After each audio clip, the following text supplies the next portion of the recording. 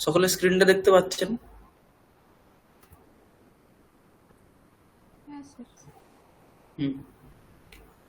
মঙ্গলাচরণ করা হচ্ছে। ওম বন্দে গুরুং শিবং শম্ভং দক্ষিণামূর্তিমব্যয়ম यद्वन्दनेन मन्दोऽपि विन्देत् गुरुसमानतां वाक्यकारं वररुचिं भाष्यकारं पतञ्जलिं पाणिनिं सूत्रकारं च प्रणतोऽस्मि मुनित्रयम्। তাহলে আমরা পঞ্চমী বিভক্তি প্রকরণ পড়ছিলাম। সেখানে আজ আমাদের সূত্র আছে আখ্যাতোপযোগে। आख्यातोपयोगे आख्यातोपयोगे इति एकं संज्ञासूत्रमस्ति। अनेन सूत्रेण अपादानसंज्ञा विधीयते।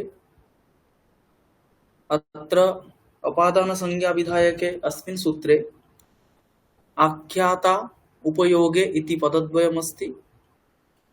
तत्र आख्याता इति प्रथमान्तमस्ति, उपयोगे इति सप्तमी एकवचनान्तमस्ति। एवं आहत्य अस्मिन् सूत्रे द्वे पदे स्तः। अत्र ध्रुवम् अपाये अपादानम् इति सूत्रात् अपादानमिति प्रथमान्तं संज्ञापदम् अनुवर्तते, किञ्च कारके इति सूत्रस्य अत्र अधिकारः आगच्छति। अस्माभिः ज्ञातमेव अस्ति कारके इत्यत्र यद्यपि सप्तमी विभक्तिः श्रूयते तथापि अत्र सप्तमी विभक्तिः न अधिकरणकारके अस्ति किन्तु प्रथमार्थे एव अस्ति। अतः कारके इत्यस्य कारकमित्यर्थः एव भवति। अत्र आख्याता इति यत् प्रथमान्तमस्ति तस्य वक्ता इत्यर्थः, प्रवक्ता इत्यर्थः। आख्याता नाम प्रवक्ता। उपयोगे इति अपरः शब्दः अस्ति। तत्र उपयोगे इत्यत्र सप्तमी विभक्तिः श्रूयते। उपयोगः नाम नियमपूर्वक विद्यास्वीकारः, विद्याग्रहणं वा। एवं सप्तम्यन्तमस्ति इत्यतः उपयोगे इत्यस्य नियमपूर्वक विद्यास्वीकारे, विद्याग्रहणे वा इत्यर्थः भवति। तथा च आख्यातोपयोगे इति सूत्रस्य अर्थः भवति नियमपूर्वक विद्यास्वीकारे यः वक्ता प्रवक्ता वा सः कारकसंज्ञः सन् अपादानसंज्ञः भवति। नाम नियमपूर्वक विद्याग्रहणं यदि प्रतीयते तदा यस्मात् विद्याग्रहणं क्रियते सः एव प्रवक्ता भवति। तस्य प्रवक्तुः कारकसंज्ञा किञ्च अपादानसंज्ञा अनेन सूत्रेण विधीयते।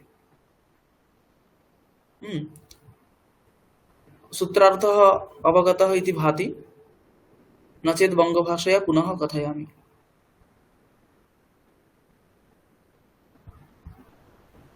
একটু বাংলায় বললে ভালো হয়। আমাদের এখন সূত্র হচ্ছে কি আখ্যাত উপযোগে। আখ্যাত উপযোগে এই সূত্রে আমরা দেখতে পাচ্ছি কি দুটো পদ আছে, একটা আখ্যাতা একটা উপযোগে। আখ্যাতা এখানে প্রথমান্ত, প্রথমার একবচন আছে। উপযোগে এখানে সপ্তমী আছে। এই সূত্রে ধ্রুবম অপায় অপাদানম এই সূত্র থেকে অপাদানম এই প্রথমান্ত পদটা অনুবৃত্তি করে নিয়ে আসা হচ্ছে। এখানে এই সূত্রের দ্বারা অপাদান সংজ্ঞা বিধান করা হচ্ছে। তো অপাদানম এটা হচ্ছে এখানে সংজ্ঞাবাচক পদ। আর একটা কারকে সূত্র আমরা দেখেছিলাম, সেই কারকে সূত্রের এখানে অধিকার আসছে। কারকে এখানে আমরা জানি যে সপ্তমী বিভক্তি যদিও দেখা যাচ্ছে কিন্তু এখানে সপ্তমী বিভক্তি অধিকরণ কারকে নয় কিন্তু প্রথমার্থে হয়েছে। তার জন্য কারকে এখানে এর অর্থ কি কারকম। তো এরকম ভাবে উপযোগে শব্দের অর্থ আমরা দেখেছি, আখ্যাত শব্দের অর্থও দেখেছি। আখ্যাত শব্দের অর্থ হচ্ছে বক্তা বা প্রবক্তা, যিনি অধ্যাপনা করাচ্ছেন তাকে আমরা এখানে বক্তা প্রবক্তা বলছি, আখ্যাতা। আর উপযোগে এই শব্দের অর্থ হচ্ছে, উপযোগ মানে হচ্ছে নিয়মপূর্বক বিদ্যা গ্রহণ বা বিদ্যা স্বীকার। তো সেই নিয়মপূর্বক বিদ্যা স্বীকার যদি বা বিদ্যা গ্রহণ যদি প্রতীতি হয় তখন যিনি প্রবক্তা, যার কাছ থেকে বিদ্যা গ্রহণ করা হচ্ছে তার কারক সংজ্ঞা আর উপাদান সংজ্ঞা হবে। এখন নিয়মপূর্বক বিদ্যা স্বীকার মানে নিয়মপূর্বক বিদ্যা স্বীকার মানে হচ্ছে আমাদের যেমন এখানে ক্লাসটা হচ্ছে, এটাকে নিয়মপূর্বক বিদ্যা স্বীকার বলা যেতে পারে। মানে বিধিপূর্বক, এটাকেও নিয়মপূর্বক সেরকম ভাবে বলা যাবে না। নিয়মপূর্বক একদম বলা যাবে আমাদের যে গুরুকুলে পরম্পরা অনুযায়ী বিদ্যা গ্রহণ হতো, সেটাকে হচ্ছে নিয়মপূর্বক বিদ্যা গ্রহণ বলা যাবে। কারণ নিয়মপূর্বক মানে যেভাবে স্বাধ্যায় অধ্যেতব্য বিধিবাক্য আছে সেরকম ভাবে, তো সেটাই এখন আধুনিক রূপে এরকম হয়ে গেছে। তো এখানে নিয়মপূর্বক বলতে এরকম ভাবেই ধরতে হবে যে প্রতি মানে যে দিন পড়ার কথা আর কি, সেই দিন প্রতিনিয়ত, হ্যাঁ, তার কোনো যেন অন্যথা না হয়। মানে আমাদের যেমন সোমবার বুধবার ক্লাস হচ্ছে, যে টাইমে হচ্ছে সেই টাইমেই হয়ে যাচ্ছে, এরকম নয় আজ এই সপ্তাহে মঙ্গলবার ওই সপ্তাহে বৃহস্পতিবার, এরকম নয়। তো এটাকেই এখন আধুনিক যুগে নিয়মপূর্বক বিদ্যা স্বীকার বলা যেতে পারে। আসলে নিয়মপূর্বক বিদ্যা স্বীকার মানে হচ্ছে যেমন শাস্ত্রে বলা আছে, উপনীত হয়ে পড়ে গুরুগৃহে গিয়ে সেখানে গুরুর কাছে যেমন ভাবে বিদ্যা গ্রহণ, সেটাই হচ্ছে নিয়মপূর্বক বিদ্যা স্বীকার। তো সেখানে নিয়মপূর্বক এরকম বিদ্যা গ্রহণ হলে যিনি প্রবক্তা তার সেখানে উপাদান সংজ্ঞা হবে, আর উপাদান সংজ্ঞা হলে আমরা জানি উপাদানে পঞ্চমী, এই সূত্রের দ্বারা সেখানে পঞ্চমী বিভক্তি হয়। এবং अस्य सूत्रस्य सूत्रार्थः अस्ति, तत्र किम् उदाहरणम् अस्य सूत्रस्य तद्वयं पश्यामः। एवम् अस्य सूत्रस्य उदाहरणम् अस्ति उपाध्यायात् अधीते आचार्यात् पठति वा। उपाध्यायात् अधीते इत्यत्र नियमपूर्वक विद्याग्रहणं प्रतीयते, यतोहि यः उपाध्यायः भवति सः नियमपूर्वकं विद्यां ग्राहयति, अतः सः उपाध्यायः इत्युच्यते।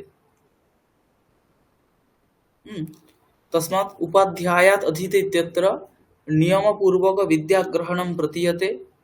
तत्र नियमपूर्वक विद्याग्रहणे सति यः प्रवक्ता, उपाध्यायः अत्र प्रवक्ता अस्ति, तस्य अपादानसंज्ञा भवति। एवञ्च अनुक्ते अपादाने पञ्चमी विभक्तिः भवति, तस्मात् उपाध्यायात् अधीते इति प्रयोगः सिद्ध्यति। तथैव आचार्यात् पठति एवमपि प्रयोगः सम्भवति। यदि अस्मिन् सूत्रे सम्प्रति प्रश्नः भवति यत् उपयोगे किम्, उपयोगे किम् इत्यस्य इदं तात्पर्यम् अस्ति यत् अस्मिन् सूत्रे उपयोगे इति पदं न दीयते चेत् का हानिः। तर्हि आख्यातोपयोगे इति सूत्रे यदि उपयोगे इति पदं न दीयते तर्हि केवलं सूत्रस्वरूपं भवति आख्याता। अत्र कारक इत्यस्य अधिकारः आगच्छति। ध्रुवम् अपाय अपादानम् इति सूत्रात् अपादानम् इति अनुवर्तते, ततश्च सूत्रार्थः एवं भवति आख्याता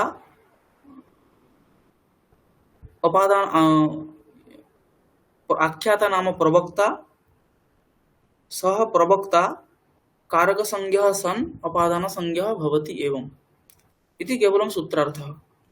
तदा यः प्रवक्ता अस्ति सदैव तस्य अपादानसंज्ञा भवति। यथा एकः प्रयोगः अस्ति, नटस्य गाथां शृणोति। अत्र नटस्य, नट नाम नर्तकः, अभिनेता वा, तत्सम्बन्धिनीं गाथां शृणोति इति नटस्य गाथां शृणोति इति वाक्यस्य अर्थः अस्ति। अत्र नटः प्रवक्ता अस्ति, तर्हि यः प्रवक्ता तस्यैव कारकसंज्ञा किञ्च अपादानसंज्ञा आख्याता इति सूत्रेण भवति। तर्हि अस्मिन्नपि वाक्ये नटस्य अपादानसंज्ञा सिद्ध्यति, ततश्च नटात् गाथां शृणोति इति प्रयोगः स्यात्। परन्तु सः प्रयोगः न इष्टः, इत्यतः सूत्रे उपयोगे इति पदं दीयते। उपयोगे इति पदं यदा दीयते तदा सूत्रार्थः भवति नियमपूर्वक विद्यास्वीकारे विद्याग्रहणे यः प्रवक्ता तस्यैव अपादानसंज्ञा भवति। नटस्य गाथां शृणोति इत्यत्र नटात् नियमपूर्वक विद्याग्रहणं न भवति, अतः नटस्य न अपादानसंज्ञा, किन्तु सम्बन्धमात्रविवक्षायां षष्ठी विभक्तिः भवति, ततश्च नटस्य गाथां शृणोति इति प्रयोगः सिद्ध्यति। एवम् आख्यातोपयोगे इति सूत्रस्य व्याख्यानं करणीयमस्ति। सूत्रार्थः अवगतः इति भाति, नावगतश्चेत् वक्तव्यः। महोदय नटस्य गाथां शृणोति इति वाक्यस्य अर्थः किम्? नटसम्बन्धिनीं गाथां शृणोति तावत् उपाध्यायात् अधीते तत्र यथा अर्थः प्रतिभाति अत्रापि तथैव अर्थः अस्ति। उपाध्यायात् अधीते इत्यत्र अधिकतया नियमपूर्वकविद्याग्रहणं भासते। नटस्य गाथां शृणोति इत्यत्र नियमपूर्वकविद्याग्रहणं न भासते इति केवलम् अनयोः भेदः अस्ति। नटस्य गाथां शृणोति तत्र सम्बन्धमात्रं विवक्षितमस्ति इत्यतः नटशब्दात् नटप्रातिपदिकात् षष्ठी जाता अस्ति, अतः नटस्य गाथां शृणोति। नट तात्पर्य सम्बन्धो गाथां नटसम्बन्धिनीं गाथां शृणोति तावत् मात्रम् अर्थः। उपाध्यायात् अधीते इत्यत्र उपाध्यायात् अधीते इत्यत्र यः अर्थः प्रतीयते नटस्य गाथां शृणोति इत्यत्र तथैव अर्थप्रतीतिः भवति। भेदः कः अस्ति इति चेत् उपाध्यायात् अधीते इत्यत्र नियमपूर्वकविद्याग्रहणम् अधिकतया भासते। यदि नियमपूर्वकविद्याग्रहणं वक्तुः विवक्षितं स्यात् चेत् तदा उपाध्यायात् अधीते नाम तत्र पञ्चमी करणीया भवति। यदि नियमपूर्वकविद्याग्रहणं नास्ति तदा उपाध्यायस्य अधीते अयमपि प्रयोगः साधु भवति।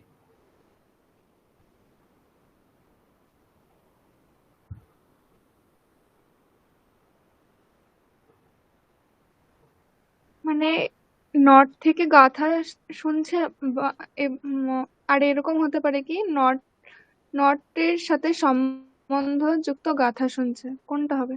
আর অर्थः समानः एव। নট থেকে গাথা শুনছে এই অর্থটা যা নট সম্বন্ধী গাথা শুনছে এই অর্থটা একই।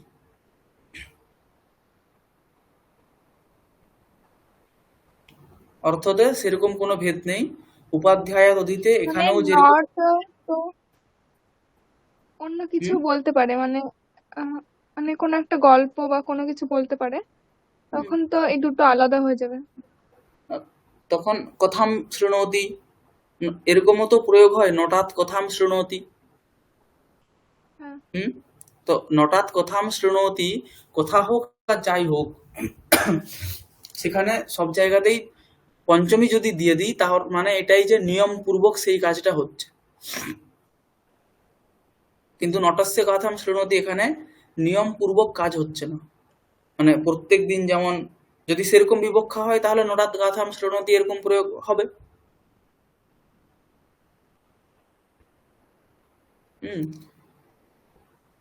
এখানে অর্থ করতে হবে যে নট থেকে গাথা শুনছে, সেখানে কোনো নিয়ম নেই।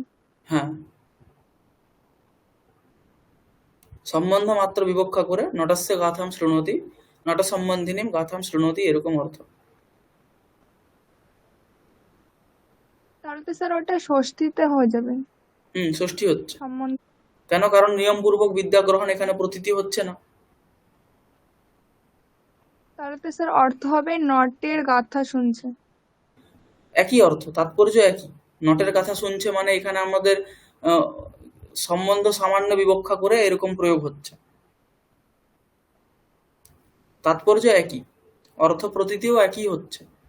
শুধুমাত্র ওইটুকু পার্থক্য যে এখানে নিয়ম পূর্বক গ্রহণ হচ্ছে না, আচার্যাৎ পঠতি উপাধ্যায়াৎ পঠতি এখানে নিয়ম পূর্বক হচ্ছে।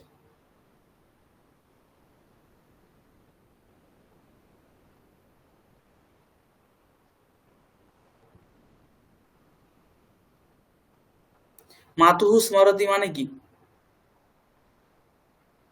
মানে মাকে স্মরণ করছে। মায়ের স্মরণ করছে, এটাও তো এরকমই অর্থ আসতে পারে, কিন্তু তাৎপর্য একই, মাকে স্মরণ করছে, তাই তো।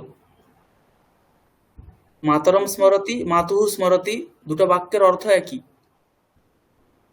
কিন্তু এক জায়গাতে সম্বন্ধ মাত্র বিবক্ষা করা হয়েছে তার জন্য সেখানে ষষ্ঠী হয়ে গেছে, এক জায়গাতে সম্বন্ধ মাত্র বিবক্ষা করা হয়নি সেখানে বিশিষ্টভাবে কর্মকারকের বিবক্ষা করা হয়েছে, সেই জন্য সেখানে দ্বিতীয় বিভক্তি হয়েছে মাতরম স্মরতি। দুটো প্রয়োগেই ঠিক, অর্থও একই। তাই তো? ঠিক তেমনই এখানেও নটের গাথা শুনছে, নট সম্বন্ধী গাথা শুনছে, নট থেকে গাথা শুনছে, বাক্যের অর্থ কিন্তু একই, বলার শৈলীটা আলাদা শুধুমাত্র।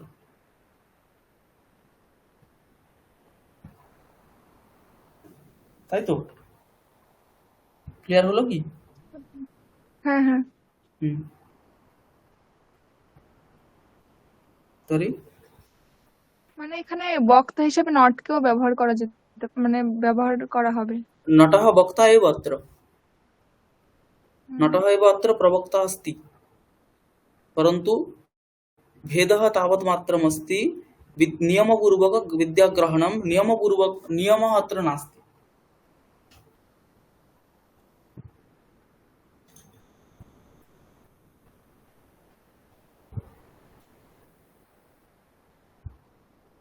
तर्हि अग्रे गच्छामः।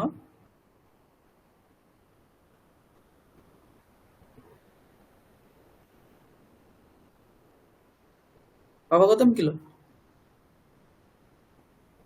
महोदय। तर्हि अग्रे गच्छामः। इतः परं सूत्रमस्ति जनिकर्तुः प्रकृति। जनिकर्तुः प्रकृतिः इति इदमपि एकम् अपादानसंज्ञाविधायकं सूत्रमस्ति। अस्मिन् सूत्रे द्वे पदे स्तः, तत्र जनिकर्तुः इति षष्ठ्यन्तं, प्रकृतिः इति प्रथमान्तम्। अत्रापि सूत्रे ध्रुवम् अपाये अपादानम् इति सूत्रात् अपादानमिति प्रथमान्तं संज्ञाबोधकं पदम् अनुवर्तते, कारके इत्यस्य अधिकारः आगच्छति। तत्र जनिकर्तुः इत्यस्य जायमानस्य इत्यर्थः अस्ति, प्रकृतिः इत्यस्य हेतुः इत्यर्थः अस्ति। जनिकर्तुः नाम यः जायमानः अस्ति सः एव जनिकर्ता, तस्य जनिकर्तुः। ततस्य जनिकर्तुः इत्यस्य जायमानस्य इत्यर्थः कृतः अस्ति। एवञ्च यः जायमानस्य हेतुः अस्ति सः कारकसंज्ञः सन् अपादानसंज्ञः भवति इति जनिकर्तुः प्रकृतिः इति सूत्रस्य अर्थः आगच्छति। जनिकर्तुः प्रकृतिः এটা একটা অপাদান সংজ্ঞা বিধায়ক সূত্র। এই সূত্রে টোটাল মোট দুটি পদ আছে। প্রথম হচ্ছে জনিকর্তুঃ, এখানে ষষ্ঠীর একবচন বিভক্তি আছে, তার জন্য এটা ষষ্ঠান্ত পদ। প্রকৃতিঃ এখানে প্রথমা বিভক্তি আছে, তার জন্য এটাকে প্রথমান্ত পদ বলা হচ্ছে। ধ্রুবম অপায়ে অপাদানম, এই সূত্র থেকে এখানে অপাদানম এই সংজ্ঞা পদটা অনুবৃত্তি হয়ে আসছে, কারকে এই সূত্রের অধিকার আসছে। এখানে জনিকর্তুঃ এই পদের অর্থ হচ্ছে জায়মানস্য, মানে যিনি জাত হচ্ছেন তাকে এখানে জনিকর্তা বলা হচ্ছে, তার জনিকর্তুঃ জায়মানস্য। প্রকৃতি এই শব্দের অর্থ হচ্ছে এখানে হেতু, প্রকৃতি, হেতু, কারণ, এগুলো সব পর্যায়বাচক শব্দ। তাহলে প্রকৃতি মানে হচ্ছে এখানে হেতু। তো জায়মানস্য, তখন সূত্রের অর্থ কি হচ্ছে? জায়মানস্য মানে যিনি জাত হচ্ছেন, তার যেটা হেতু, সেই হেতুর কি হয়? কারক সংজ্ঞা হয় আর উপাদান সংজ্ঞা হয়। এখন হেতু বলতে, হেতু মানে কারণ বললাম বা প্রকৃতি বললাম। তো হেতু বলতে কারণ, কারণ সাধারণত দুই রকম ভাবে হতে পারে, তিন রকম কারণ আছে। আমরা এখানে সাধারণভাবে দুই ধরনের কারণ নিতে পারি, একটা হচ্ছে নিমিত্ত কারণ আর একটা হচ্ছে উপাদান কারণ। তো নিমিত্ত কারণ কিরকম? যেমন সমস্ত কার্যের প্রতি ঈশ্বর হচ্ছে, ঈশ্বর, কাল, দিক, আকাশ, এগুলো নিমিত্ত কারণ। তো এরকম হচ্ছে যে সকল কারণ, সেগুলোকে নিমিত্ত কারণ বলা হয়। উপাদান কারণ কোনটা? তো ঘট থেকে মাটি থেকে ঘট হচ্ছে, এখানে মাটি থেকে যে ঘট হচ্ছে, তো ঘট যে কার্য, তার কারণ এখানে মাটি, তো সেটাকে উপাদান কারণ বলা হচ্ছে। যেখানে কারণ নিজেই কার্যরূপে পরিণত হয় তাকে কি বলা হয়? উপাদান কারণ বলা হয়। ঠিক আছে? তো এখানে প্রকৃতি মানে হেতু, হেতু শব্দের অর্থ হচ্ছে কারণ। সেই কারণ এখানে দুই ধরনের কারণেরই গ্রহণ হতে পারে, মানে উপাদান কারণেরও গ্রহণ হতে পারে আর নিমিত্ত কারণেরও গ্রহণ হতে পারে। তাহলে সূত্রের অর্থ তখন কিরকম হবে? যে যিনি জাত হচ্ছেন তার যেটা উপাদান কারণ অথবা নিমিত্ত কারণ, সেই নিমিত্ত কারণ অথবা উপাদান কারণের কারক সংজ্ঞা আর উপাদান সংজ্ঞা হয়। অর্থ বোঝা গেছে? সূত্রের অর্থ কি?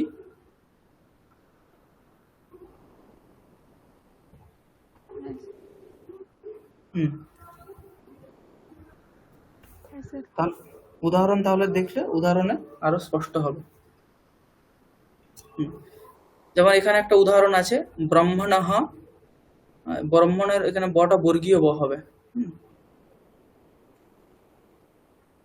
ব্রহ্মণঃ এখানে বর্গীয় ব হবে। ব্রহ্মণঃ প্রজাঃ প্রজায়ন্তে একটা বাক্য আছে। এখানে প্রজাঃ এটা হচ্ছে যিনি জাত হচ্ছেন। প্রজা মানে সন্তান বা সন্ততি বা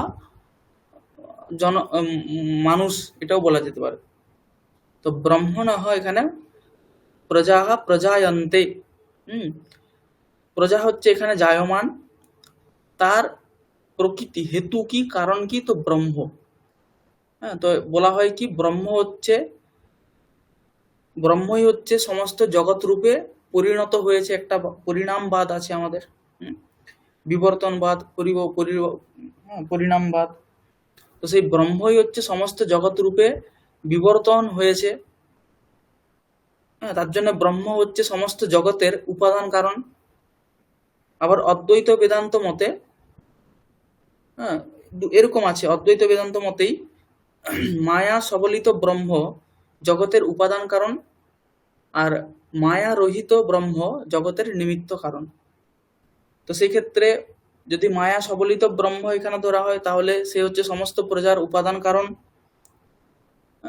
বিম্ব প্রতিবিম্ব ন্যায়ে আমরা জানি, হ্যাঁ, একই সূর্যের প্রভা যেমন, হ্যাঁ, বিভিন্ন ঘটে জল আছে, সেই ঘটে সমস্ত ঘটেই সেখানে তার প্রতিবিম্ব পড়ে, তো সেটা হচ্ছে এক একটা চৈতন্য। ঠিক তেমনি ব্রহ্ম আছে, সমস্ত জীব আমরা সেই ঘটের মতো, আমাদের সেখানে ব্রহ্মেরই সেই চৈতন্য ব্রহ্ম যে চৈতন্য, তার প্রতিবিম্ব ফলিত হচ্ছে। তো সেটাই হচ্ছে আমি বলে যাকে অনুভব করছি সেই হচ্ছে আমি। তো সেই মায়া সবলিত ব্রহ্ম হচ্ছে সমস্ত জগতের উপাদান কারণ, আর মায়া রহিত যে ব্রহ্ম সে হচ্ছে সমস্ত জগতের নিমিত্ত কারণ। তো সেক্ষেত্রে সমস্ত প্রজার যদি উপাদান কারণ বলি তাহলেও ব্রহ্ম হবে, নিমিত্ত কারণ ধরলেও ব্রহ্ম হবে। সেখানে তার জন্য তার এখানে জায়মান হচ্ছে প্রজা, তার যেটা উপাদান কারণ অথবা নিমিত্ত কারণ সে হচ্ছে ব্রহ্ম।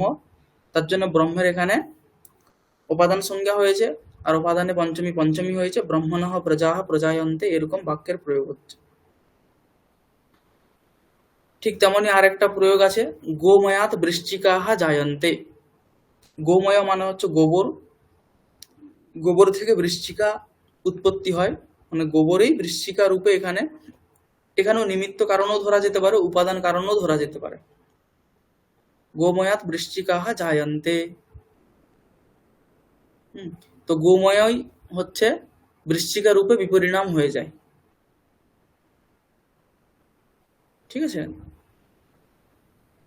তৃতীয় উদাহরণ হচ্ছে কি, মৃত্তিকায়াः ঘটः জায়তে। এখানে মৃত্তিকায় ঘট রূপে পরিণত হয়ে যায়।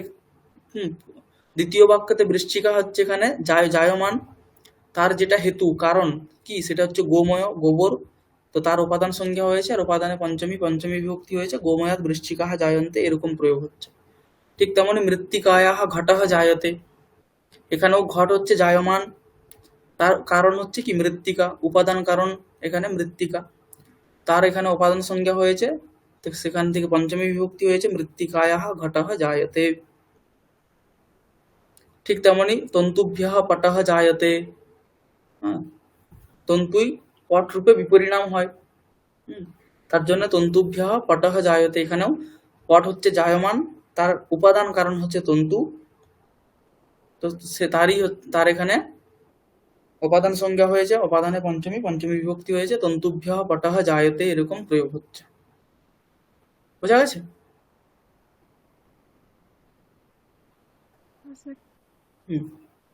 গোময়াৎ বৃশ্চিকাঃ জায়ন্তে, এখানে গোবর থেকে কিভাবে বৃশ্চিকা হয় এরকম সংশয় হতে পারে। তো এরকম শাস্ত্রের উদাহরণ আছে। তার মানে কিছু হতো, একজন আমাদের বলেছিলেন যে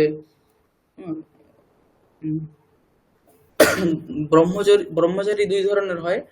হ্যাঁ, একটা হচ্ছে নৈষ্ঠিক ব্রহ্মচারী আর একটা হচ্ছে যেমন ছাত্র অবস্থাতে ব্রহ্মচর্য পালন করে তারপরে গৃহস্থ আশ্রম প্রবেশ করে।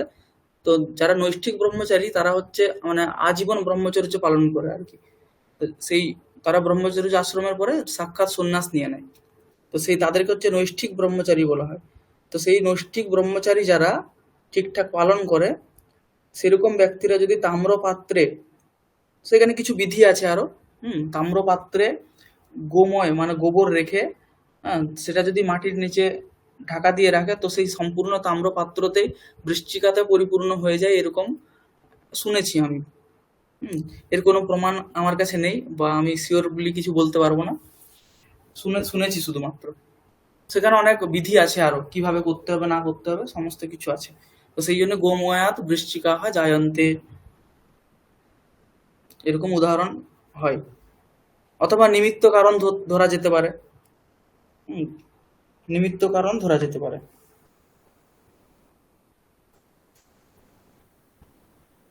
নিমিত্ত কারণ হলে কোনো অসুবিধা হচ্ছে না। ঠিক আছে। জনিকর্তুঃ প্রকৃতিঃ। হুম,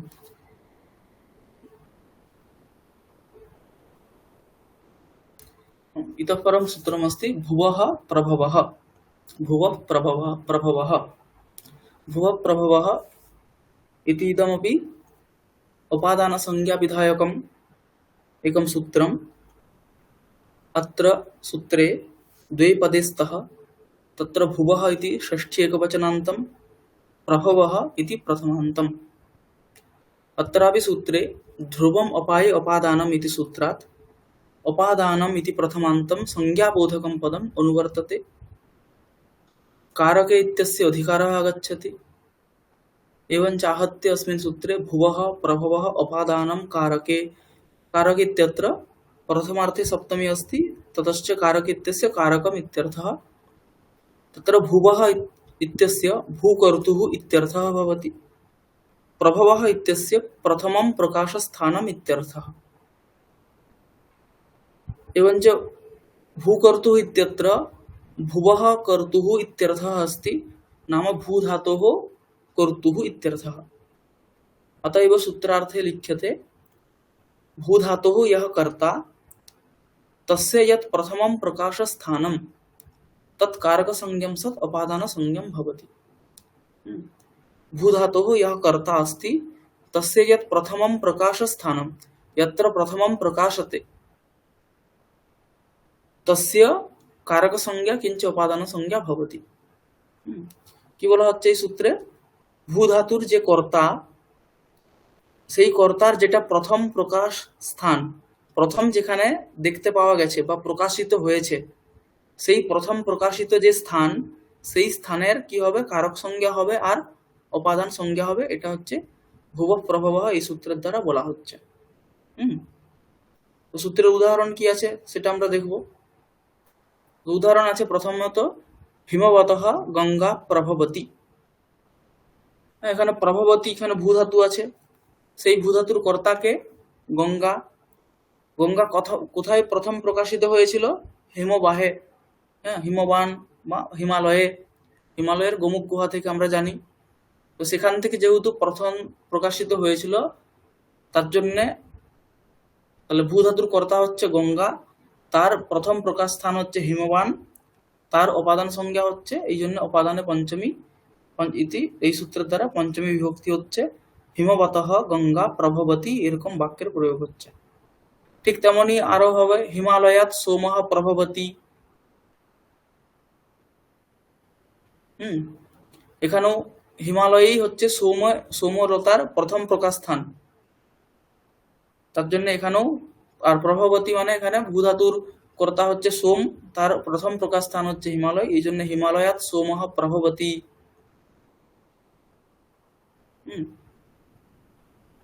এরকম বাক্যের প্রয়োগ। এরকম আরো উদাহরণ হতে পারে। এরকম কি উদাহরণ আছে আর?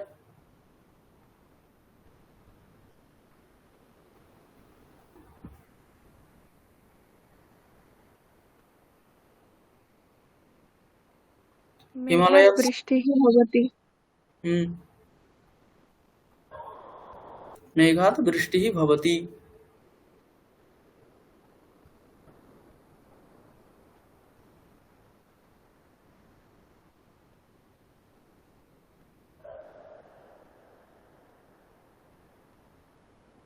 यज्ञात् पर्जन्यः भवति। গীতাতে কি আছে? यज्ञात् क्षम्यताम्। यज्ञात् भवति पर्जन्यो, पर्जन्यात् अन्न संभवः।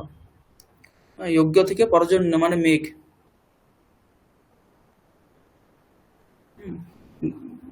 यज्ञात् भवति पर्जन्यो, पर्जन्यात् अन्न संभवः। अन्नात् भवन्ति भूतानि, তারপরে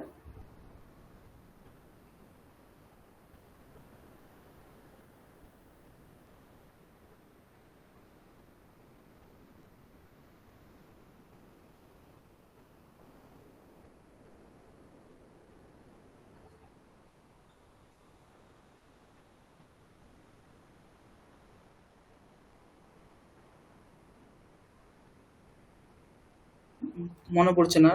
তো এখানেও ওখানেও এই সূত্রের দ্বারাই হচ্ছে সেখানে উপাদান সংজ্ঞা আর পঞ্চমী বিভক্তি। এরকম আরো আছে প্রয়োগ।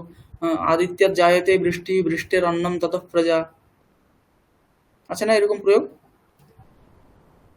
সূর্য থেকে বৃষ্টি, বৃষ্টি থেকে অন্ন, অন্ন থেকে প্রজা। সেই সব জায়গাতেই এই সূত্রের দ্বারা উপাদান সংজ্ঞা, সেখানে উপাদানে পঞ্চমী হয়েছে। তাহলে ভুব প্রভব অন্নাদ ভবতি অন্নাদ ভবন্তি ভবন্তি ভূতানি, পর্জন্যাদ অন্ন সম্ভবঃ, যজ্ঞাদ ভবতি পর্জন্যঃ, যজ্ঞঃ কর্ম সমুদ্ভবঃ। যজ্ঞ কর্ম সমুদ্ভবঃ। আমি উল্টো বলে দিয়েছি।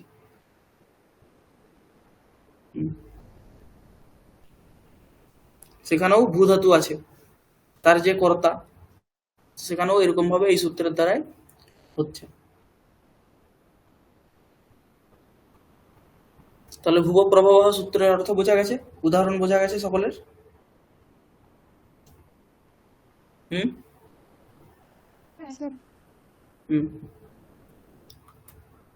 এরপরে সূত্র আছে অন্যারা দ্বিতরার্থে দিক্শব্দাঞ্চুত্তরপদা যাহি যুক্তে। দীর্ঘ সূত্র একটা। এই সূত্রে এটা একপদাত্মকম সূত্রমিদম, একপদ বিশিষ্ট সূত্র। অন্যারাদিতরার্থে দিক্শব্দাঞ্চুত্তরপদা যাহি যুক্তে।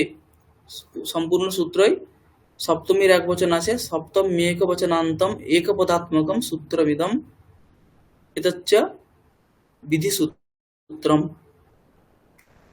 अत्र कथं समासः तर्हि अस्ति इति अत्र लिखितम् अस्ति।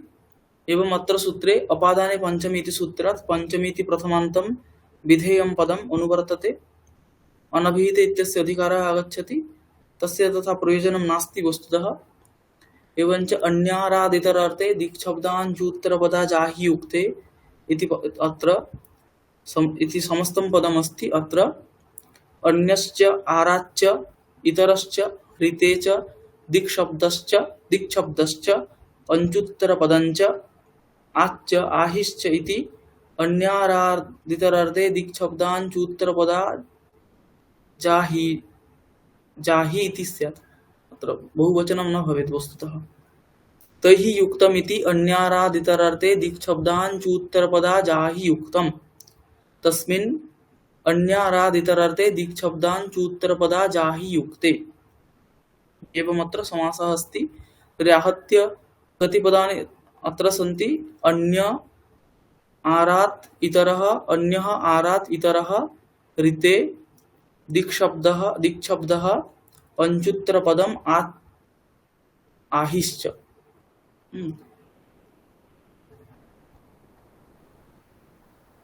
अष्टपदानि सन्ति आहत्य। एवं एतैः शब्दैः योगे पञ्चमी विभक्तिः भवति इति अस्य सूत्रस्य अर्थः अस्ति। नाम अन्य शब्द योगे, आरात् शब्द योगे, इतर शब्द योगे, ऋत शब्द योगे, दिक् शब्द योगे, अञ्चुत्तर पद योगे, आदन्त पद योगे, आच् इति प्रत्ययः अस्ति। आजन्त शब्द योगे, आहि अयमपि प्रत्ययः अस्ति। तदन्त शब्द योगे पञ्चमी विभक्ति भवति इति सूत्रार्थः आयाति। अधुना प्रत्येकम् उदाहरणं पश्यामः। तत्र प्रथममस्ति अन्यशब्दयोगे पञ्चमी विभक्तिः भवति। तस्य उदाहरणमस्ति अन्यः, भिन्नः, इतरः वा कृष्णात्। अत्र सूत्रे अन्यशब्दः अस्ति, इतरशब्दः अस्ति। अन्यशब्दस्य यः अर्थः इतरशब्दस्य सः एव अर्थः अस्ति। अतः एव अत्र सूत्रे न केवलम् शब्दयोगे इतरशब्दयोगे वा पञ्चमी विभक्तिः भवति, किन्तु अन्यार्थक सकलशब्दयोगे एव পঞ্চমী বিভক্তি ভবতি। কি বলা হলো, এই সূত্রে যেহেতু সমার্থক বাচক দুটি শব্দ আছে, অন্য শব্দ আর ইতর শব্দ। অন্য শব্দের যেটা অর্থ ইতর শব্দেরও সেই একই অর্থ, তাহলে সমানার্থক দুটো শব্দ নিয়ে কি বোঝানো হচ্ছে যে অন্য বাচক অন্য অন্য শব্দের যে অর্থ তদর্থবাচক অন্য আরো যে সকল শব্দ আছে সেই সমস্ত শব্দ যোগেই পঞ্চমী বিভক্তি হতে পারে।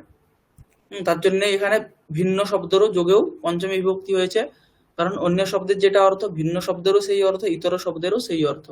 এই জন্য অন্যঃ, ভিন্নঃ, ইতরঃ বা কৃষ্ণাৎ এরকম বাক্যের প্রয়োগ হচ্ছে।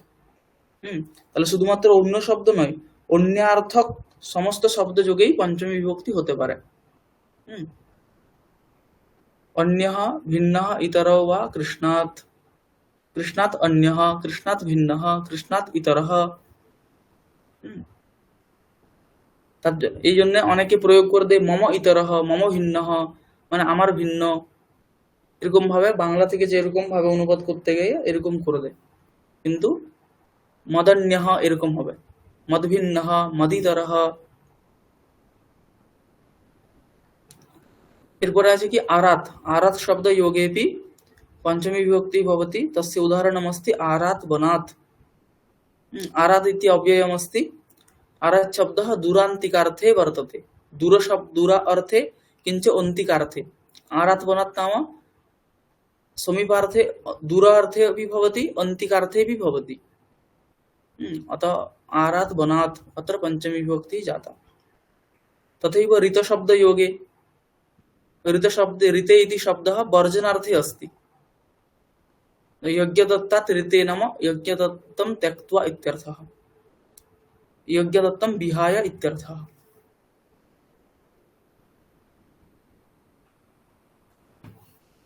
ऋते कृष्णात् सुखं नास्ति। एवं अत्र नाम कृष्णं विहाय सुखं नास्ति इत्यर्थः। शिवं विहाय सुखं नास्ति इत्यर्थः। शिवं विहाय विद्या नास्ति इत्यर्थः। ऋते शिवात् न विद्या, शिवं विहाय विद्या नास्ति इत्यर्थः। एवं ऋतशब्दयोगे पञ्चमी विभक्तिः भवति। ऋते यज्ञदत्तात् इति उदाहरणमस्ति। तथैव अत्र दिक्शब्दः अस्ति। दिक्शब्दयोगेपि पञ्चमी विभक्तिः भवति। तस्य उदाहरणमस्ति पूर्वः ग्रामात्, उत्तरः ग्रामात्। अत्र पूर्वशब्दः किञ्च उत्तरशब्दः दिग्वाचकशब्दः अस्ति, अतः दिक्शब्दयोगे पञ्चमी विभक्तिः जाता। ग्रामात् इत्यत्र पञ्चमी दृश्यते। अत्र दिक्शब्द इति पदेन न केवलं दिग्वाचकशब्दस्य ग्रहणं, किन्तु देशवाचकस्य अपि च कालवाचकस्यापि ग्रहणं भवति। अतः एव अत्र ग्रन्थे लिख्यते दिशि दृष्टः दिक्शब्दः। दिक्शब्द इत्यनेन देशवाची यः दिक्शब्दः अस्ति, किञ्च कालवाची यः दिक्शब्दः अस्ति तस्यापि ग्रहणं भवति। यथा उदाहरणमस्ति पूर्वः ग्रीष्मात् वसन्तः। अत्र पूर्वशब्दः अस्ति। पूर्वशब्दः दिग्वाचकः नास्ति, परन्तु कालवाचकः अस्ति। अतएव वसन्तकालस्य वाचकः अस्ति अत्र पूर्वः। अतएव कालवाचक पूर्वशब्दयोगेपि ग्रीष्मात् इत्यत्र पञ्चमी दृश्यते। ततश्च ग्रीष्मात् पूर्वः वसन्तः इति प्रयोगः भवति। तथैव देशवाचक दिक्शब्दयोगेपि भवति। यथा पूर्वः ग्रामात् पर्वतः। अत्र पर्वतः इत्यस्यैव विशेषणमस्ति पूर्वशब्दः, अतः अत्र देशवाची पूर्वशब्दः अस्ति। तद्योगेपि पंचमी विभक्ति भवति ततश्च पूर्वः ग्रामात् पर्वतः एवं प्रयोगः सिद्ध्यति। न केवलं दिक्वाचक शब्द योगे किंतु देशवाचक देशकालवाचक दिक् शब्द योगेपि पंचमी भवति। दिक् शब्द योगे ततः परम् अस्ति अंचुत्तर पदम्। अंचु इति धातुः अस्ति, तद् धातुअन्त शब्द योगेपि पंचमी भवति यथा प्राक्। अत्र अंचु धातुः अस्ति, ततः परं किप् प्रत्ययः अस्ति, प्र उपसर्गः अस्ति, प्राक् प्रत्यग् इति पदद्वयमपि अंचुत्तर पदमस्ति, अतः तद्योगेपि पंचमी भवति। ततश्च प्राग्रामात् प्रत्यग्रामात् इति प्रयोगः। ततः परमस्ति आज। आज इति प्रत्ययः अस्ति, तदन्त शब्दः अस्ति दक्षिणा उत्तरा पूर्वा, अत्रापि तद्योगे पंचमी भवति। ततश्च दक्षिणा ग्रामात् पूर्वा ग्रामात् उत्तरा ग्रामात् एवं प्रयोगः सिद्ध्यति। आहि इत्यपि प्रत्ययः अस्ति, आहि प्रत्ययान्त शब्दयोगेपि पंचमी भवति। उदाहरणमस्ति दक्षिणाहि ग्रामात् उत्तराहि ग्रामात्, आहि प्रत्ययान्त शब्दयोगेपि पंचमी विभक्ति भवति। एवं अस्य सूत्रस्य उदाहरणानि सन्ति।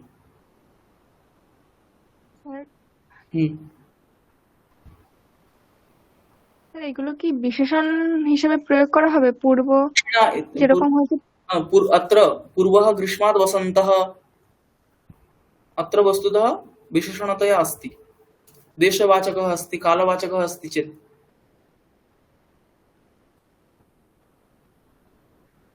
আর প্রাগ্রামাत् এখানে प्राग् इति अव्ययम् अस्ति, प्रत्यग् इत्यपि अव्ययम् अस्ति।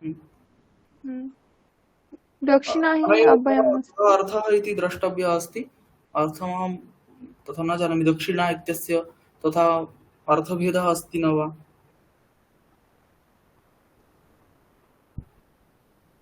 अव्ययम् अस्ति किं दक्षिणा इति पदम्? अव्ययमेव स्यात्।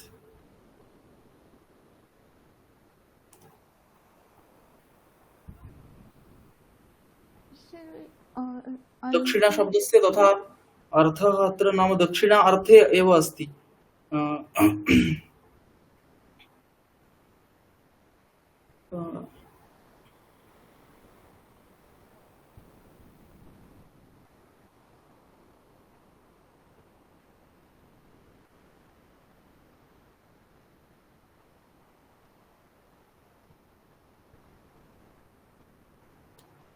दक्षिणा इति अव्ययमेव अस्ति, दक्षिणा हि इत्यपि। अर्थः कः अस्ति इति वाचस्पत्ये न दृश्यते। पश्यामः एकवारम्।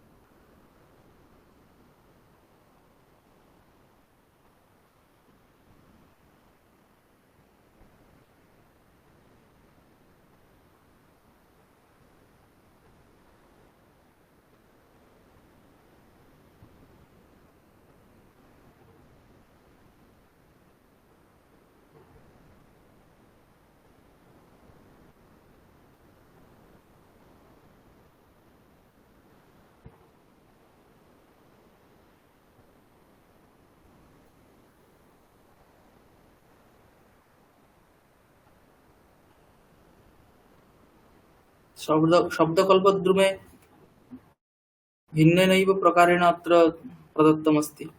अत्र टाप् प्रत्ययान्तः कृतः अस्ति अयं शब्दः, वस्तुतः आच् प्रत्ययान्तः अस्ति दक्षिणशब्दः।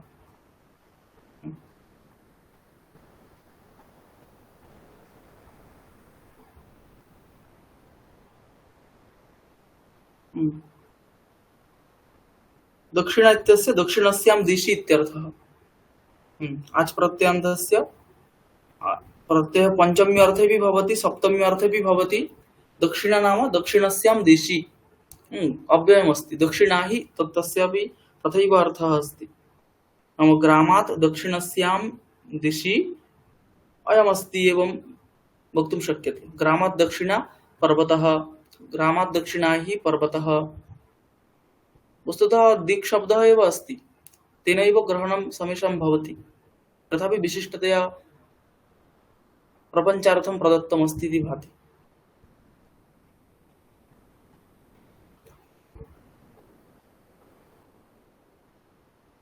अवगतम्? মানে গ্রামের দক্ষিণে হুম এটা হুম মানে হুম গ্রাম। আর স্যার ওই অঞ্চু অঞ্চু প্রত্যয় থেকে প্রাগ এইটা হয়েছে, আর প্রত্যয়টাও কি অঞ্চু? হুম হুম হুম। আচ্ছা, আর আজ থেকে দক্ষিণা, আর আহি থেকে আহি দক্ষিণা। থেকে দক্ষিণাহি। হুম।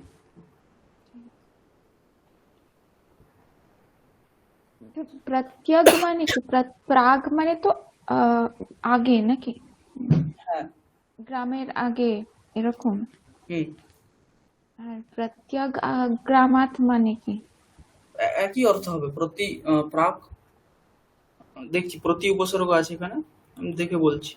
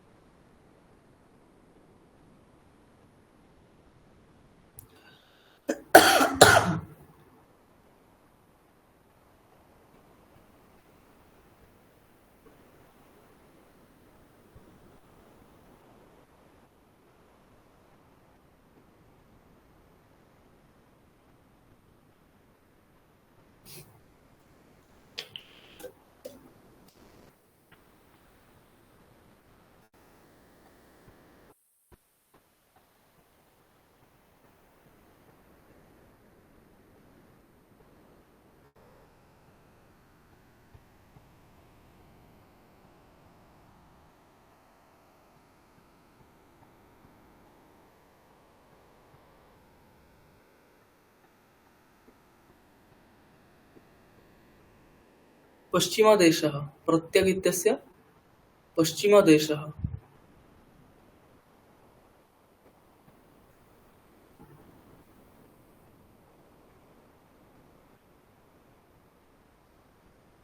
তাহলে अभिमुखः বাহুর, इत्यस्य হ্যাঁ বাহুটা পুরো प्रत्यग इति अभिमुखार्थेऽपि अस्ति, पश्चिमदिशि अपि अस्ति।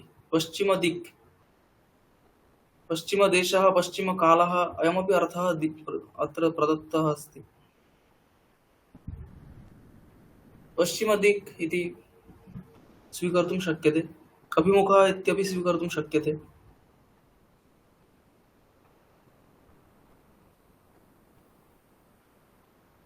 ग्रामात् अभिमुखः पर्वतः एवं।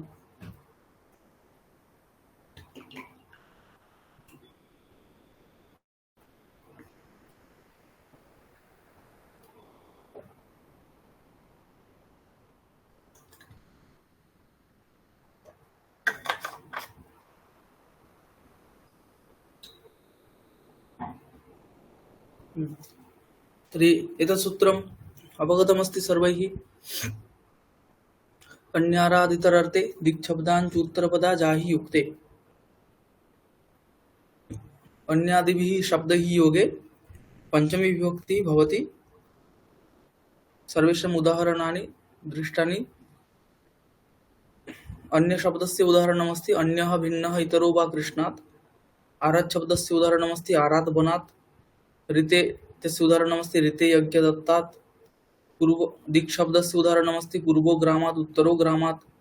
अत्र दिक्शब्देन न केवलं दिग्वाचकशब्दस्य किन्तु देशकालवाचिना दिक्शब्देनापि योगे पञ्चमी भवति। तत्र पूर्वो ग्रीष्मात् वसन्तः इति कालवाचिनः उदाहरणं, पूर्वो ग्रामात् पर्वतः इति देशवाचिनः उदाहरणम्। अञ्चुत्तरपदस्य उदाहरणमस्ति प्राक् प्रत्यक्, तत्र प्राग्ग्रामात् प्रत्यग्ग्रामात्। आज प्रत्ययन्तस्य उदाहरणमस्ति दक्षिणाग्रामात्, आहि प्रत्ययन्तस्य उदाहरणमस्ति दक्षिणाहि ग्रामात्।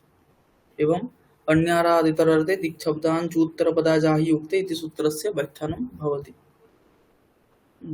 अधुना पञ्चनिमेषः दीयते।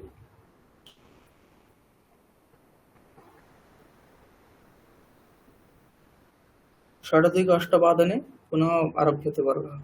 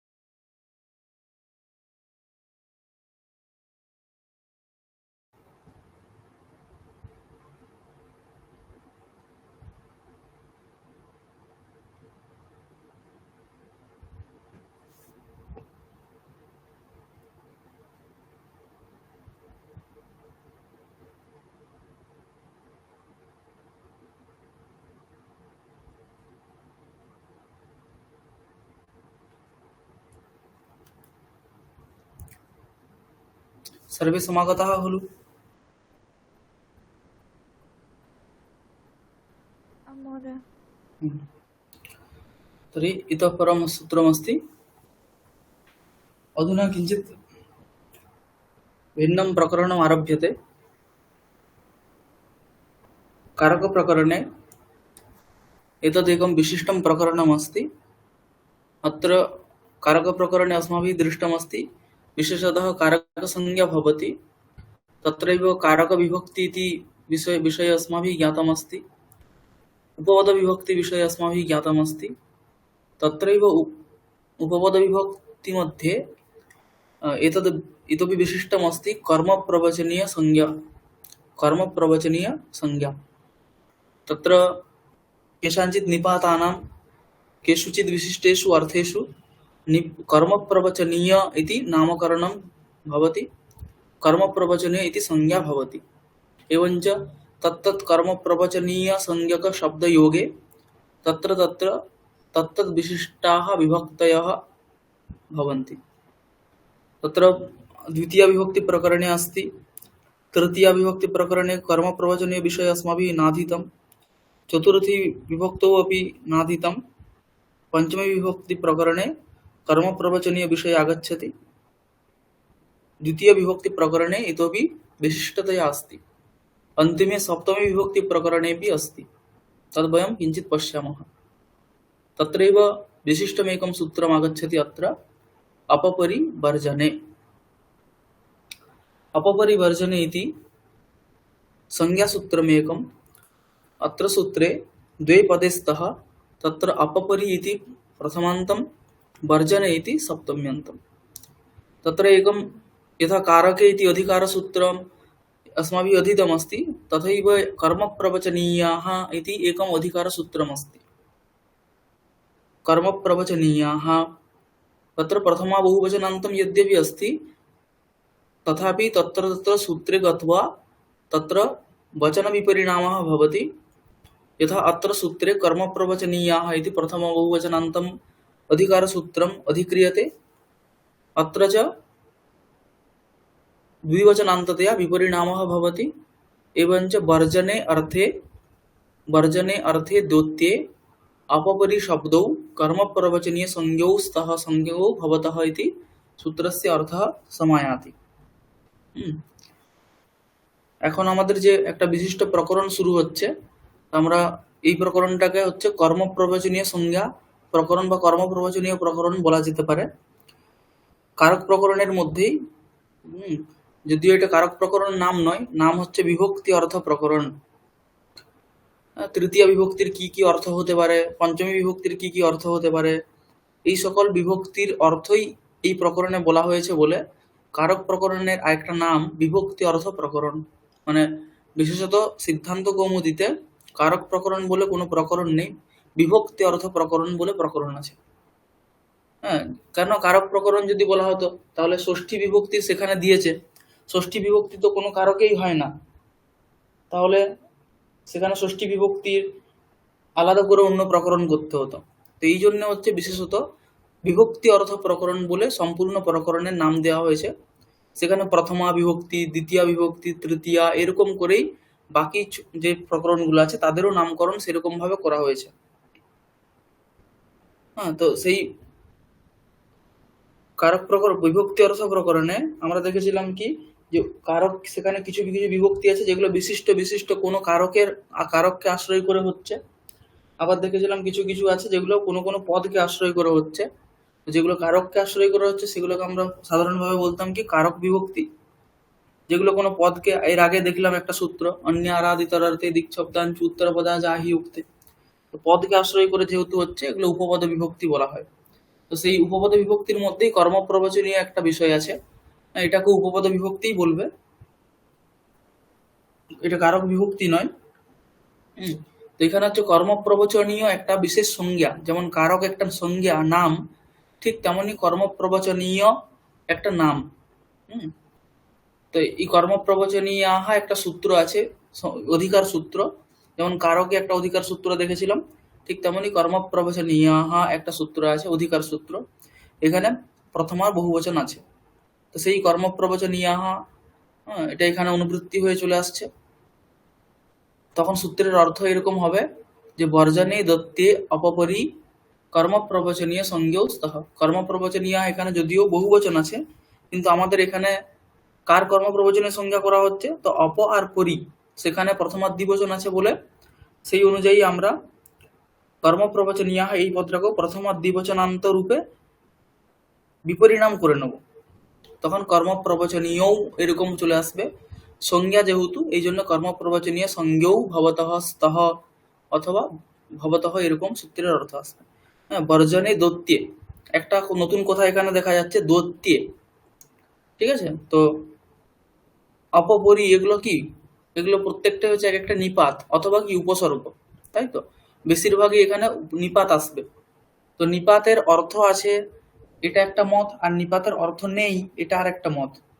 আমরা জানি যে উপসর্গের ক্ষেত্রে আমরা জানি, উপসর্গের নিজের কোনো অর্থ নেই, ধাতুর অর্থটাই হচ্ছে উপসর্গের অর্থ বলি আমরা, তাই তো। এই বিষয়টা কিছু জানা আছে কি? হ্যাঁ স্যার, উপসর্গ যে ধাতুর সাথে যুক্ত হয় তারপর একসাথে অর্থ হ্যাঁ, কিন্তু সেই অর্থটা বলে। কিন্তু যেমন যেমন যেমন একটা উদাহরণ কি, প্রভবতী বলছি বা আগচ্ছতি বলছি। এখানে আগচ্ছতি যে অর্থটা, গম ধাতুর অর্থ তো যাওয়া, গচ্ছতি না, আগচ্ছতি অর্থ হচ্ছে আসা। বা হরতি যদি বলা হয়, সেখান থেকে আ যোগ করে দিলে আহরতি হচ্ছে। তাহলে হরতি, আহরতি, বিহরতি, হ্যাঁ, সমহরতি, অর্থগুলো কিন্তু আলাদা আলাদা হয়ে যাচ্ছে। তো এই অর্থটা কার?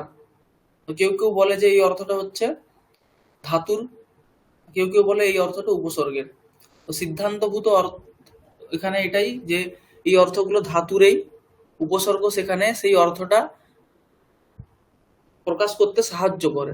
যেমন অন্ধকার ঘরে, হ্যাঁ, ঘট প্রভৃতি দ্রব্য থাকে, টর্চের দ্বারা সেই প্রভৃতি দ্রব্যগুলো প্রকাশ করতে সাহায্য করে টর্চ শুধুমাত্র। ঠিক তেমনি অর্থ সমস্ত ধাতুর মধ্যেই আছে, সেই বিশেষ অর্থটা প্রকাশ করতে উপসর্গটা সাহায্য করে, তো সেটাকেই বলা হচ্ছে দ্যোতক। হ্যাঁ, তো এখানেও অপপরি সিদ্ধান্তভূত অর্থকে আশ্রয় করে এই সূত্রের অর্থ করা হয়েছে। অপপরির কোনো বিশিষ্ট অর্থ নেই, কিন্তু তারা কি হয়, দ্যোতক। তাহলে যখন বর্জন অর্থের দ্যোতক হবে অপ অথবা পরি শব্দ, তখন তাদের কর্মপ্রবচনীয় এই নামকরণ করা হবে। তো এখন বিশিষ্ট একটা নামকরণ করা হলে আমরা দেখেছি ব্যাকরণে ইয়া ইয়া সংজ্ঞা সা সা ফলবতী, যা সংজ্ঞা করা হচ্ছে তার কোনো একটা বিশিষ্ট ফল থাকবেই। তো এই কর্মপ্রবচনীয় সংজ্ঞা যে অপ আর পরি করা হলো, তার ফল কি, বিশিষ্ট ফল। তো সেই ফল বলা হবে, তার আগে আরেকটা আমরা কর্মপ্রবচনীয় সংজ্ঞা বিধায়ক সূত্র পড়বো, তারপরে একসঙ্গে সেই ফলটা দেখব। তাহলে অপপরিবর্জনে কি বলছে, যে বর্জনার্থের দ্যোতক যখন অপশব্দ অথবা পরিশব্দ হবে, তখন তারা কর্মপ্রবচনীয় সংজ্ঞা প্রাপ্ত করবে। আর একটা সূত্র আমরা দেখছি কি এরকম, আং মর্যাদা বচনে। আর একটা সূত্র আছে কি আং, নিপাত মানেও কি উপসর্গই? সমস্ত, মানে প্রথম হচ্ছে কি নিপাত, সেই নিপাতের মধ্যে হচ্ছে উপসর্গ, অব্যয়, হ্যান ত্যান যেগুলো বলা হচ্ছে, নিপাতের মধ্যেই সব হলো। নিপাত হচ্ছে একটা বড় ঘর, তার মধ্যে উপসর্গ, কর্মপ্রবচনীয়, এরকম হ্যান ত্যান, অব্যয় সব আছে।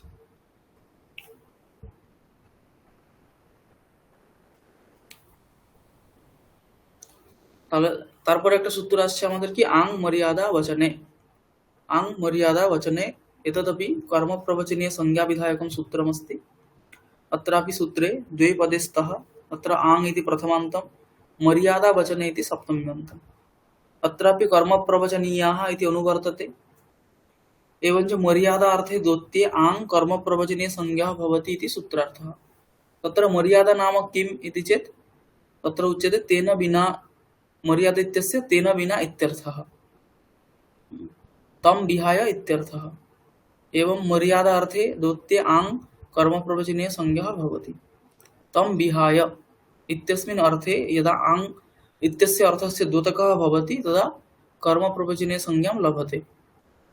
अधुना अस्य उदाहरणं पश्यामः।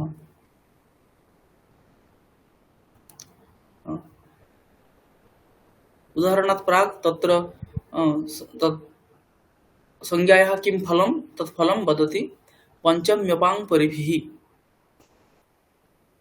एतद् विधिसूत्रमस्ति।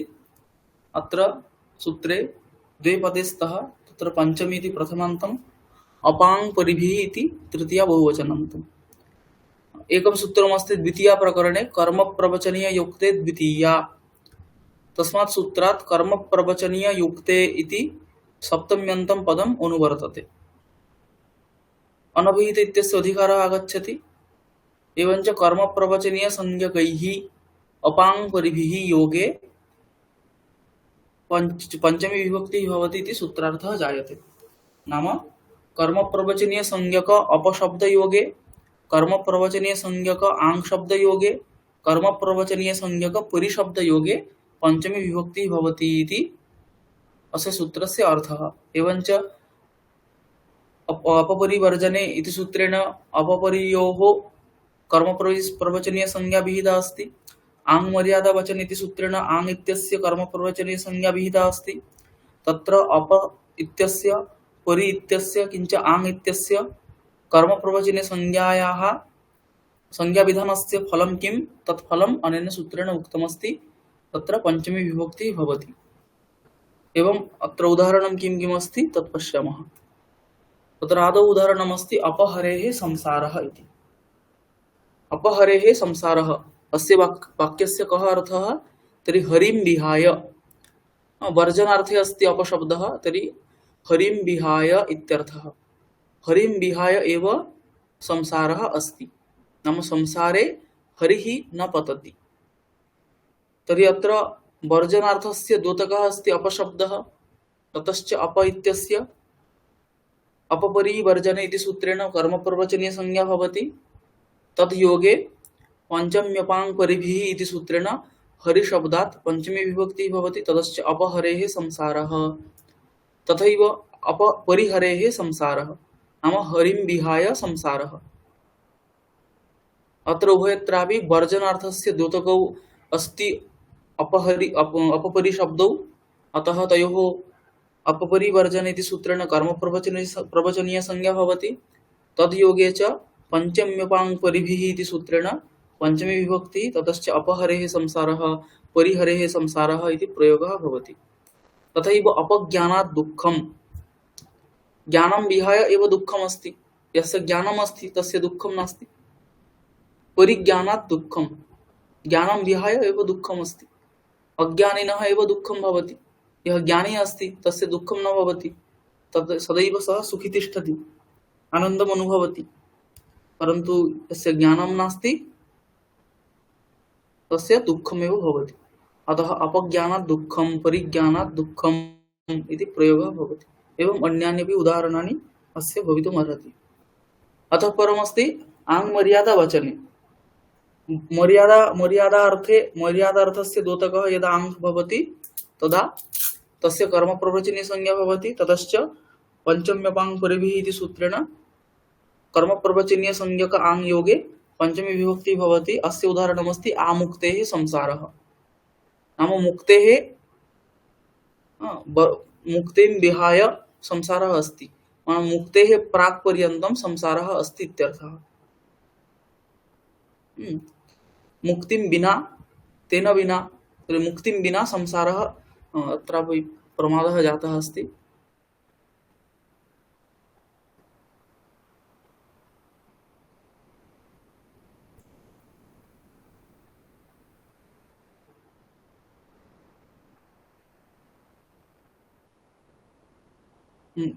एतत् दृश्यते खलु? दृश्यते। एवं तर्हि आमुक्तेः संसारः, अत्र संसारः इत्यत्र अन्तिमे रेफः स्यात्, सकारः जातः अस्ति। अत्रापि मुक्तिं विना एव संसारः अस्ति। अतः आमुक्तेः संसारः, अत्र मर्यादा अर्थस्य द्योतकः अस्ति आङ् शब्दः, तस्य आङ् मर्यादा वचन इति सूत्रेण कर्मप्रवचनीय संज्ञा भवति। तद् योगे च पंचमी विभक्ति भवति पंचम्यपां परिभिः इति सूत्रेण। तत्र आङ् मर्यादा वचन इति सूत्रे आङ् मर्यादायाम् इति एव यदि सूत्रं क्रियते, यथा अपपरिवर्जने इति अस्ति। अधुना आङ् मर्यादावचने इति सूत्रे वचनग्रहणं मास्तु आङ् मर्यादायाम् एतावत् मात्रं सूत्रं भवति। तदा सूत्रार्थः कः भवति? मर्यादायां विद्यमानः आङ् कर्मप्रवचनीयसंज्ञः भवति। तर्हि मर्यादा अर्थस्य द्योतकः यदा आङ् भवति तदा कर्मप्रवचनीयसंज्ञां लभते इति सूत्रार्थः भवति। न कश्चित् क्लेशः। तर्हि वचनग्रहणं किमर्थम्? प्रश्नः अवगतः खलु? না আচ্ছা বুঝতে পারলাম না আং থেকে आम् एवं आङ् मर्यादा वचने बङ्गभाषायाम् एकवारं वदामि आङ् मर्यादा वचने এই সূত্রে যদি বচন গ্রহণ না করা হতো কি সূত্র হতো? তাহলে এরকম সূত্র করা হতো আং মর্যাদায়াম, যেমন অপপরিবর্জনে করেছে, বর্জনে দত্যে অপপরি কর্মপ্রবচনীয় সংজ্ঞও ভবতঃ সূত্রের অর্থ হলো। ঠিক তেমনি আং মর্যাদায়াম সূত্র হতো, তো মর্যাদায়াম দত্যে আং কর্মপ্রবচনীয় সংজ্ঞা ভবতি এরকম সূত্রের অর্থ আসতো। তাহলে মর্যাদা অর্থের দ্যোতক যখন আং তখন কর্মপ্রবচনীয় সংজ্ঞা হবে। আ মুক্তেহি সংসারহ এখানেও সেরকম আছে, তো প্রয়োগ সাধন হয়ে যেত, সিদ্ধ হয়ে যেত। তাহলে সূত্রে বচন গ্রহণটা কি হয়েছে? এখন বচন গ্রহণের কোনো প্রয়োজন ছিল কি?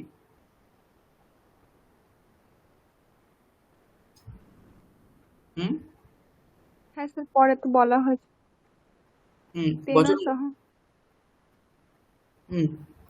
বচন গ্রহণে এখন পর্যন্ত বচন গ্রহণের কোনো প্রয়োজন নেই, তাহলে বচন গ্রহণ ব্যর্থ।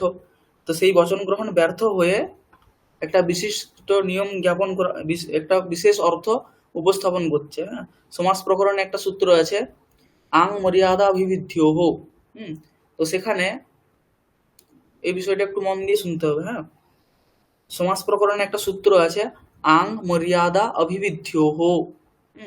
তো সেখানে সূত্রের অর্থ হচ্ছে এটাই যে মর্যাদা অর্থে বিদ্যমান যে আং অথবা অভিবিধি অর্থে বিদ্যমান যে আং তার সঙ্গে পঞ্চম্যন্ত পদের সমাস হবে। ঠিক আছে? মর্যাদা অর্থে বিদ্যমান যে আং, অভিবিধি অর্থে বিদ্যমান যে আং তার সঙ্গে পঞ্চম্যন্তের পদের সমাস হবে। ঠিক আছে? এখন মর্যাদা অর্থে যে আং আছে তৎযোগে তো পঞ্চমী হয় বিভক্তি, তাহলে তার সঙ্গে পঞ্চম্যন্ত পদের সমাস হওয়া সম্ভব। কিন্তু এখন আমাদের অভিবিধি অর্থে যে আং তৎযোগে পঞ্চমী বিভক্তি হয় কি? কোথাও বলেনি, সূত্রের দ্বারা কোথাও বলেনি যে পঞ্চমী হয় কিনা, কিন্তু সমাস বিধান করা হয়েছে। ঠিক আছে? বোঝা যাচ্ছে কি বলছি আমি? হ্যাঁ হ্যাঁ হ্যাঁ সমাস বিধান করা হয়েছে, তাহলে সমাস বিধান যেহেতু করা হয়েছে সেখান থেকে আমাদের বুঝতে হবে যে আং মর্যাদা বচনে এই সূত্রে যে বচন গ্রহণটা করা হয়েছে সেই বচন গ্রহণটা যাতে আং মর্যাদা অভিবিধ্য এই সূত্রে যে অভিবিধি আছে তার গ্রহণ করার জন্য।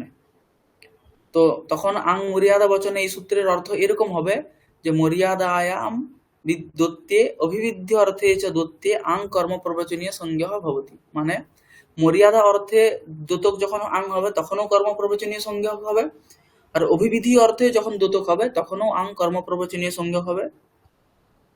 ঠিক আছে? তো সেই কর্ম প্রবচনীয় যোগে পঞ্চমী বিভক্তি হবে। অভিবিধি তাহলে মানে কি? তো অভিবিধি মানে হচ্ছে তেন সহ। যেমন তার উদাহরণ হচ্ছে আ সকলাৎ ব্রহ্ম, মানে সমস্ত কিছুকে নিয়েই হচ্ছে ব্রহ্ম, সমস্ত কিছুই হচ্ছে ব্রহ্ম। এখানে তেন সহ, সকলেন সহ ব্রহ্ম। ঠিক আছে? যেমন আ কলিকাতায়াহ বৃষ্টি ভবতি, এখানে দুইটা অর্থ হতে পারে। আ বেলুর মঠাৎ বৃষ্টি ভবতি, মানে বেলুর মঠকে নিয়ে বৃষ্টি হচ্ছে অথবা বেলুর মঠকে ছেড়ে দিয়ে বৃষ্টি হচ্ছে। এরকম হচ্ছে মর্যাদা অর্থে অথবা অভিবিধি অর্থে যে আং তার কর্মপ্রবচনীয় সংজ্ঞা হয়, তৎযোগে পঞ্চমী বিভক্তি হয়, তাদের প্রয়োগ এরকম ভাবে করতে হবে। বোঝা গেছে?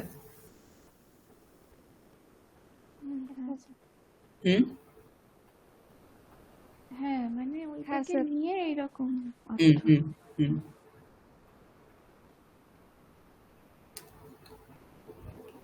তাহলে পরের সূত্রতে যাচ্ছি আমরা।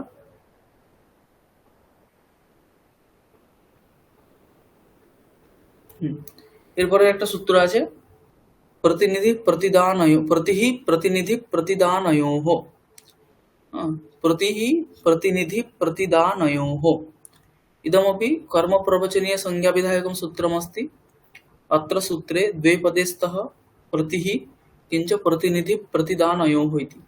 प्रतिः इति प्रथमान्तमस्ति, प्रतिनिधिप्रतिदानयोः इति सप्तमी द्विवचनान्तमस्ति। अत्रापि कर्मप्रवचनीयाः इत्यस्य अधिकारः आगच्छति। प्रतिनिधिः इत्यस्य कः अर्थः? प्रतिनिधिः इत्यस्य मुख्यसदृशः इत्यर्थः। प्रतिदानम् इत्यस्य कः अर्थः? तर्हि दत्तस्य प्रतिनिर्यातनं प्रतिदानम्। एवञ्च प्रतिनिधि अर्थे प्रतिनिधि विषये किञ्च प्रतिदान विषये यः प्रतिः शब्दः अस्ति सः कर्मप्रवचनीयसंज्ञः भवति इति सूत्रार्थः आगच्छति। অর্থটা কি হচ্ছে? এই সূত্রে কি বলা হচ্ছে যে প্রতিনিধির দ্যোতক অথবা প্রতিদানের দ্যোতক যখন প্রতিশব্দ হবে তখন সেই প্রতিশব্দের কর্মপ্রবচনীয় সংজ্ঞা করা হবে। প্রতিনিধি মানে কি? প্রতিনিধি মানে হচ্ছে মুখ্য সদৃশ। উদাহরণ দিলে স্পষ্ট হবে। হ্যাঁ, প্রতিনিধি মানে হচ্ছে মুখ্য সদৃশ। যেমন আমরা বলি না যে এর প্রতিনিধি এর উত্তরাধিকারী বা প্রতিনিধি এ, তো সেই হচ্ছে প্রতিনিধি এখানে। হ্যাঁ, প্রতিদান মানে হচ্ছে দত্তস্য প্রতিনির্যাতনম, মানে কোনো বিষয়টা কোনো একটা বস্তু আমি দিয়েছি তার পরিবর্তে আমাকে যদি অন্য কিছু দেয় সেটাকে প্রতিদান বলা হয়। তো সেই প্রতিনিধি অর্থে অথবা প্রতিদান অর্থে অর্থের যখন দ্যোতক হবে প্রতিশব্দ তখন তার কর্মপ্রবচনীয় সংজ্ঞা হবে। বোঝা গেছে অর্থ? হ্যাঁ স্যার। উদাহরণ তাহলে এখানে যে প্রতিনিধি প্রতিদান সূত্র কর্মপ্রবচনীয় সংজ্ঞা করা হলো তার ফল কি সেটা একটা সূত্রের দ্বারা বলা হচ্ছে। প্রতিনিধি প্রতিদানে চ যস্মাৎ। এটা কি? এটা হচ্ছে বিধি সূত্র। প্রতিনিধি প্রতিদানে চ যস্মাৎ। প্রতিনিধি প্রতিদানে এখানে প্রথমা দ্বিবচন আছে, চ এটা অব্যয়, যস্মাৎ এখানে পঞ্চমীর একবচন আছে। এখানেও কর্মপ্রবচনীয় যুক্তে দ্বিতীয়া এই সূত্র থেকে কর্মপ্রবচনীয় যুক্তে চলে আসছে। উপাদানে পঞ্চমী এখান থেকে পঞ্চমী অনুবৃত্তি হয়ে চলে আসছে। অনভিহিত অধিকার আসছে, তার সেরকম কোনো প্রয়োজন নেই।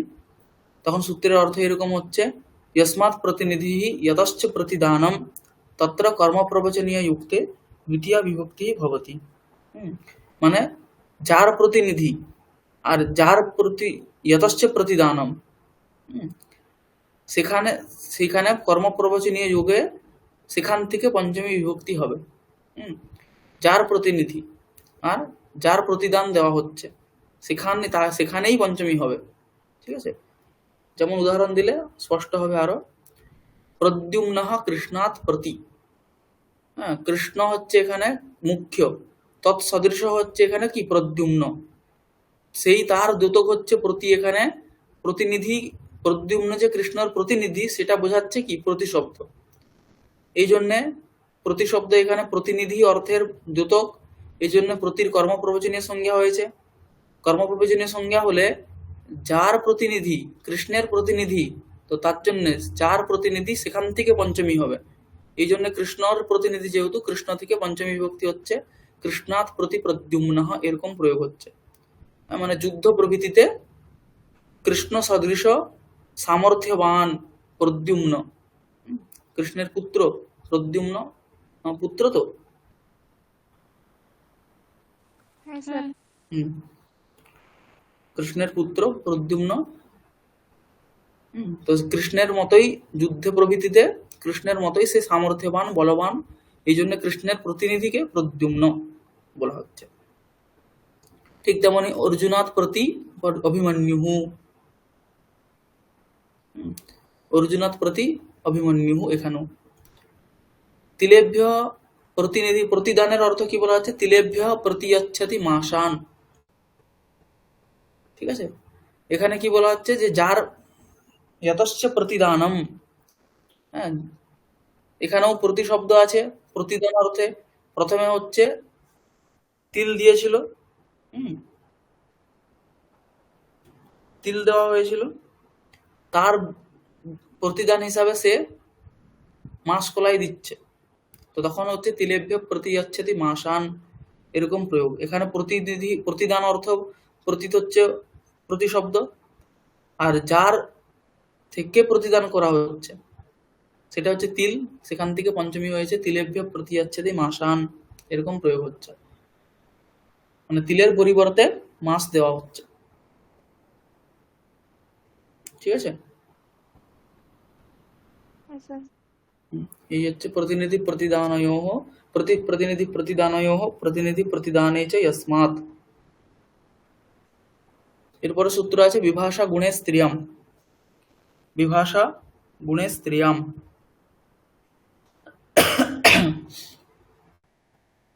এটাও একটা বিধিসূত্র। বিভাষা গুণে अस्त्रियम् इति त्रिपदात्मकं विधिसूत्रमिदं, तत्र विभाषा इति प्रथमान्तं, गुणे इति सप्तम्यन्तम्, अस्त्रियम् इत्यपि सप्तम्यन्तम्।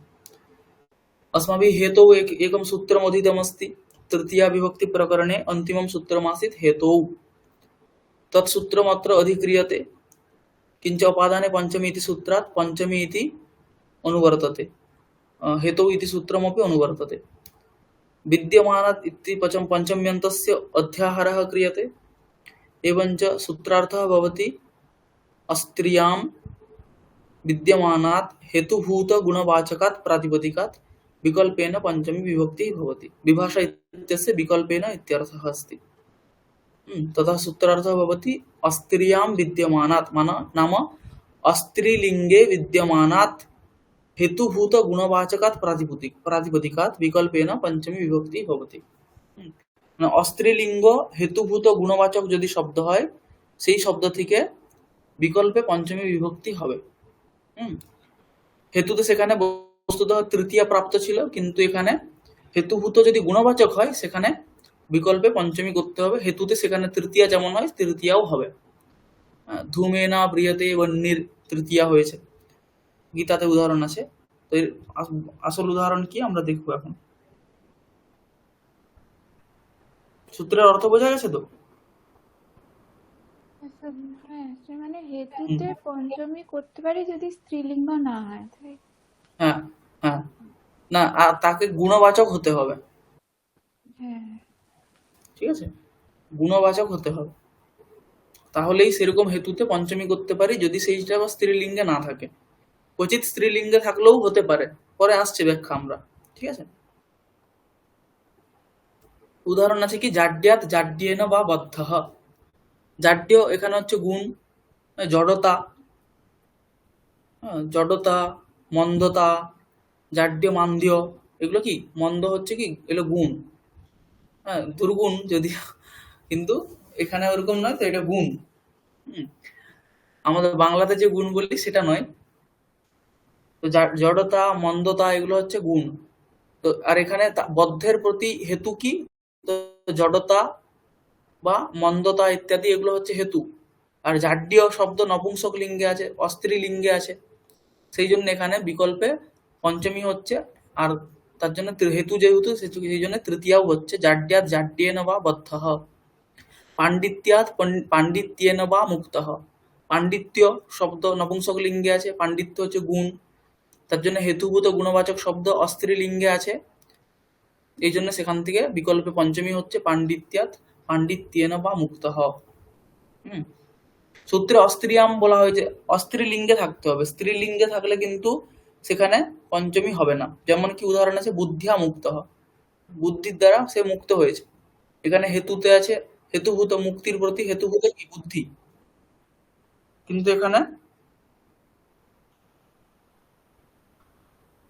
যেহেতু বুদ্ধি শব্দ স্ত্রীলিঙ্গে আছে, এই জন্য এখানে কিন্তু পঞ্চমী হয়নি, তৃতীয়াই হয়েছে। বুদ্ধিয়া মুক্ত। ঠিক আছে, এখন কিছু প্রয়োগ আছে। ধূমাদ অগ্নিমান নাস্তি ঘটঃ অনুপলব্ধে, হে এরকম কিছু প্রয়োগ আছে। হ্যাঁ, ধূমাদ অগ্নিমান, এখানে ধূম শব্দ কিন্তু এখানে গুণবাচক নয়। ধূম শব্দ কি? দ্রব্যের বাচক। তাহলে ধূমাত অগ্নিমান, হ্যাঁ, পর্বতঃ বহ্নিমান ধূমাত, এরকম আমরা দেখেছি তো। তাহলে সেখানে কি করে হচ্ছে? ধূমেন হওয়ার কথা, যেমন গীতাতে আছে ধূমেন ব্রিয়তে বন্যের যথাদর্শ, কি আছে লাইনটা মনে পড়ছে না। সেখানে সেরকম তৃতীয়া হওয়ার কথা, কিন্তু পর্বতঃ বহ্নিমান্ ধূমাৎ, যারা সংস্কৃতে ব্যাকগ্রাউন্ড আছে তারা হয়তো এই লাইনটা অনেকবার শুনেছে, জানতে পারবে। অনুমান প্রমাণ, পর্বত বহ্নিমান্ ধূমাৎ, পর্বতে আগুন আছে কেন, যেহেতু ধূম দেখা যাচ্ছে। তো সেখানে ধূম যেহেতু দেখা যাচ্ছে, ধূম হচ্ছে পর্বত যে অগ্নিমান, পর্বতে যে আগুন আছে তার হেতু কি, ধূম। তাহলে ধূম তো এখানে এখানে তৃতীয়া হওয়ার কথা কেন, কারণ ধূম হচ্ছে গুণ নয়, ধূম হচ্ছে দ্রব্য। ঠিক আছে, তাহলে সেখানে কি করে ধূমাদ অগ্নিমান পর্বত বহ্নিমান ধূমাদ এই প্রয়োগ হচ্ছে। ঠিক তেমনি আরেকটা প্রয়োগ আছে, নাস্তি ঘটঃ অনুপলব্ধে হে।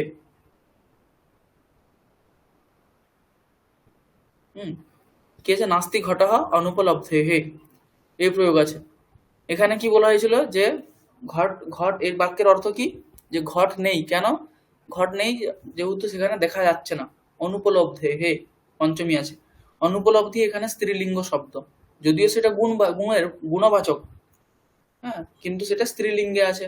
তাহলে এখানেও বুদ্ধিয়া মুক্ত হয় যেমন তৃতীয়া হয়েছে, এখানেও তৃতীয়া হওয়ার কথা। আর এখানেও যেহেতু গুণের বাচক নয় ধূমাত, এখানে পঞ্চমী হওয়ার কথা নয়।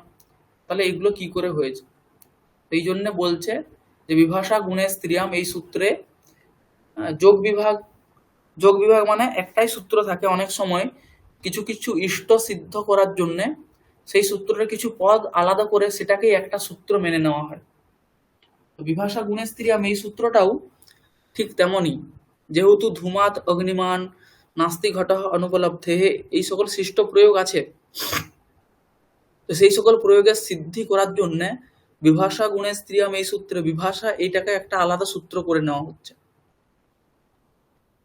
ঠিক আছে, বিভাষা গুণে স্ত্রিয়াম, বিভাষা একটা আলাদা সূত্র, এখানে হেতু অনুবৃত্তি হয়ে আসছে, পঞ্চমী অনুবৃত্তি হয়ে আসছে, তখন কি বলা হচ্ছে, হেতু বিকল্পেন পঞ্চমী ভবতি।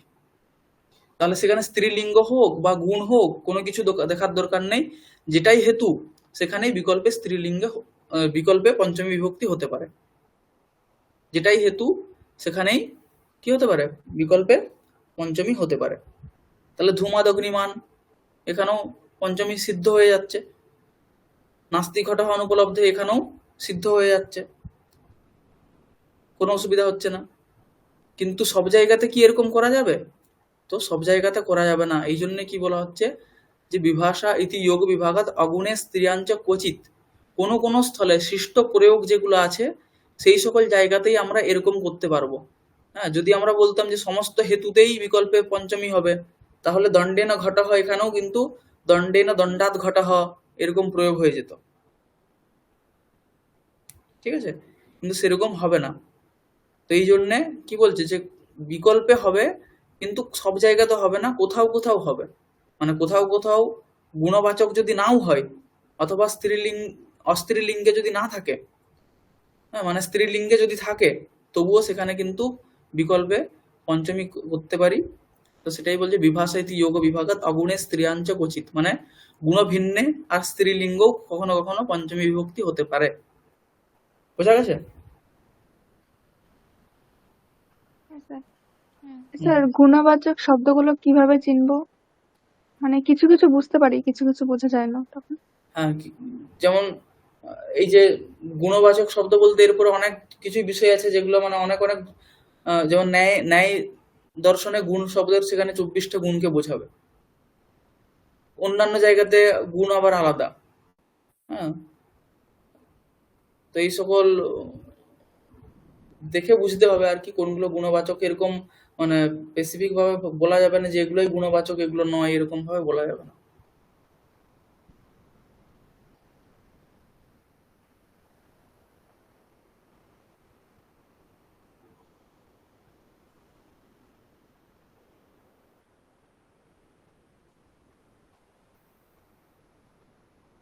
দেখলে সাধারণভাবে বোঝাই যায় যে এটা গুণবাচক। যেমন পটুতা, পটুতা একটা গুণ, আমরা উদাহরণ দেখেছিলাম ঘৃতেন পাটবম পটুতা।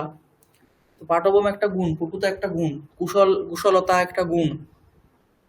হ্যাঁ, তো এগুলো হচ্ছে গুণ, কিন্তু স্যার ওইগুলো তো বোঝা যায়, কিন্তু স্যার এখানে যেরকম আছে বুদ্ধিয়া মুক্ত বুদ্ধি, হ্যাঁ, এরপরে বুদ্ধি, এটা হচ্ছে একটু ন্যায় অন্যরকম। দর্শনে আছে, ন্যায় দর্শনে আছে বুদ্ধি হচ্ছে গুণ। ও আচ্ছা, ন্যায় দর্শনে এখানে দেখতে হবে।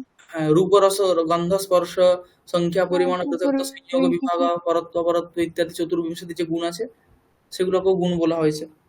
তাহলে সমস্তরই সবকিছুরই গ্রহণ হবে আর কি। আবার অন্যান্য দর্শনে গুণ বলতে আরো অন্যান্য কিছুকে বোঝায়, তাহলে সবেরই গ্রহণ হবে। এই জন্যই ব্যাকরণ বলে না, পানি কানাদম পানি নিয়ঞ্চ সর্বশাস্ত্র উপকারকম। এখানে কিন্তু বলেনি যে ন্যায়শাস্ত্রের যে গুণ সেখান থেকে, যা গুণ আছে সমস্ত থেকেই হতে পারে। ঠিক আছে, তো পরের সূত্রে যাচ্ছে। আজকে পঞ্চমী প্রকরণ শেষ করতে হবে আমাদের।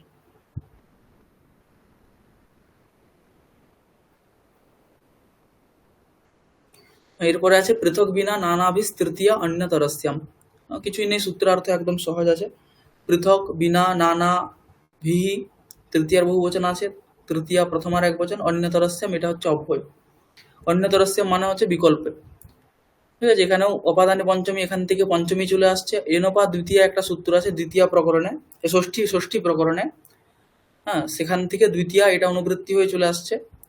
তখন সূত্রের অর্থ হচ্ছে পৃথক বিনা নানাভি যোগে তৃতীয়া ভবতি পঞ্চমী দ্বিতীয় চ, মানে পৃথক শব্দ যোগে, বিনা শব্দ যোগে আর নানা শব্দ যোগে তিনটা বিভক্তি হয় টোটাল, কি তৃতীয়া, দ্বিতীয়া আর পঞ্চমী। হুম, যেমন উদাহরণ দেখা যাচ্ছে কি পৃথক রামেণ রামাত রামম্বা, বিনা রামেণ রামাত রামম্বা, নানা রামেণ রামাত রামম্বা। সবগুলোই অর্থ হচ্ছে পৃথক মানে ভিন্ন, ছেড়ে দিয়ে। বিনা মানে ছেড়ে দিয়ে, নানা মানেও হচ্ছে ছেড়ে দিয়ে।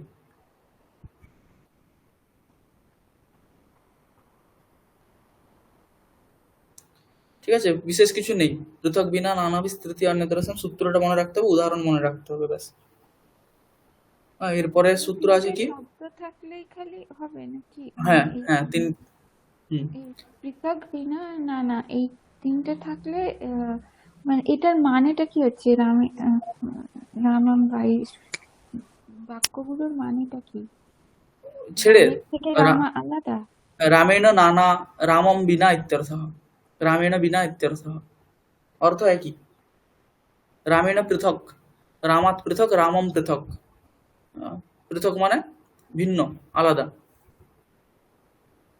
ও মানে তৃতীয়া, দ্বিতীয়া আর পঞ্চমী তিনটে ভাবে ব্যবহার করতে পারি আর মানেটা একই। মানেটা একই। আচ্ছা আচ্ছা, ঠিক আছে, এখানে হচ্ছে কি পঞ্চমী তো প্রায়, যেমন রামাত পৃথক, পৃথক শব্দের অর্থ হচ্ছে ভিন্ন, এরকমই কিছুটা। হ্যাঁ, তো এই যুগে পঞ্চমী তো ছিলই, তৃতীয়ার বিধান বিশেষ করে এই সূত্রের দ্বারা করা হচ্ছে। আর দ্বিতীয়া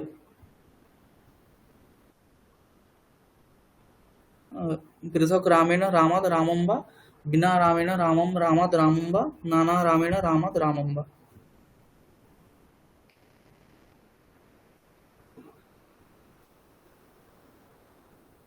তারপরে আছে সূত্র করণে চ স্তোকাল্প কৃচ্ছ কতিপয়স্য অসত্ব বচনস্য।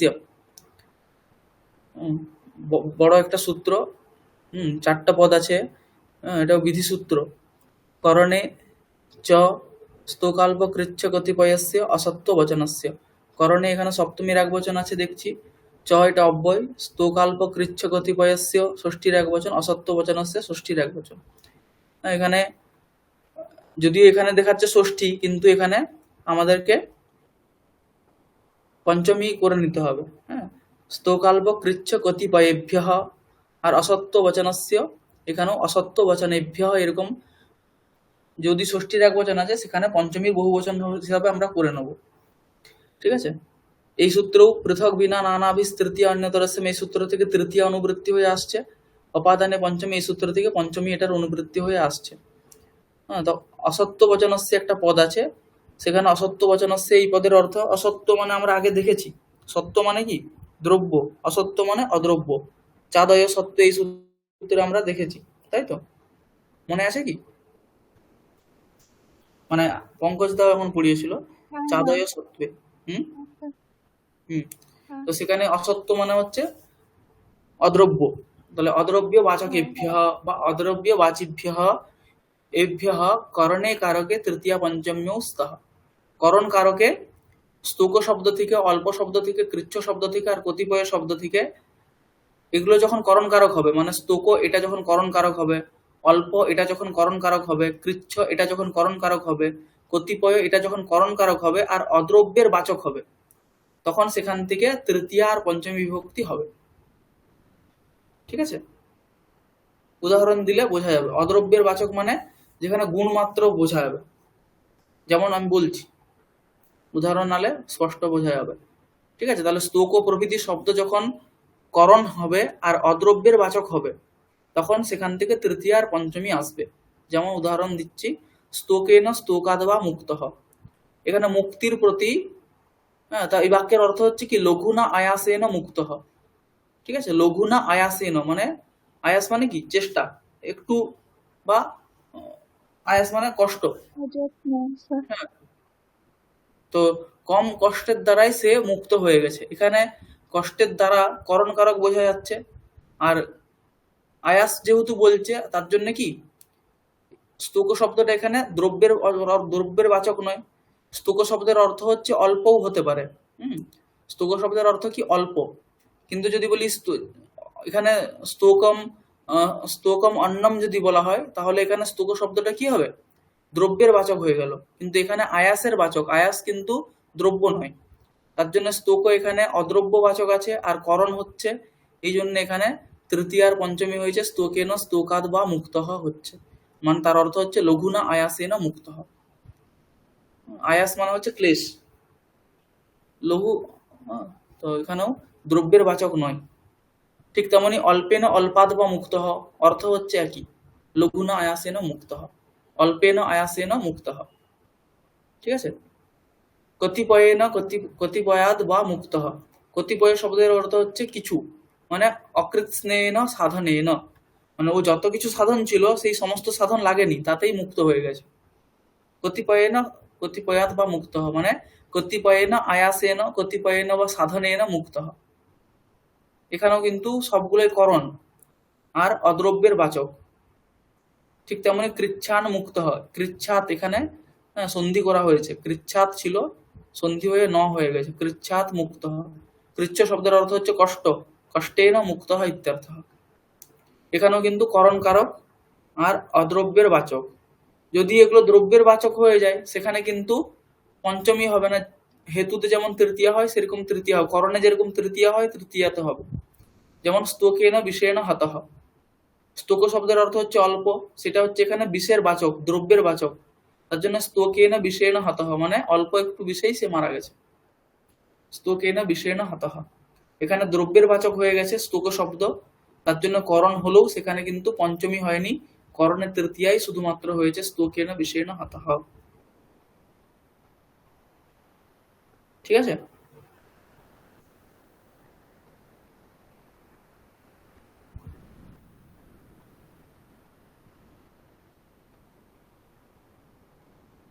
তাহলে পরের সূত্রে যাচ্ছি, এটা বোঝা গেছে কি? আচ্ছা, হ্যাঁ স্যার, মানে উদাহরণগুলো বুঝেছি। সূত্রের অর্থ হ্যাঁ, মানে যদি দ্রব্য না হয় তাহলে করণ অর্থে হলেও এটা পঞ্চমী আর তৃতীয়া দুটোই করতে পারি। স্তোক শব্দ থেকে, অল্প শব্দ থেকে, কৃচ্ছ শব্দ থেকে আর কতিপয় শব্দ থেকে। ঠিক আছে, এটাই অর্থ।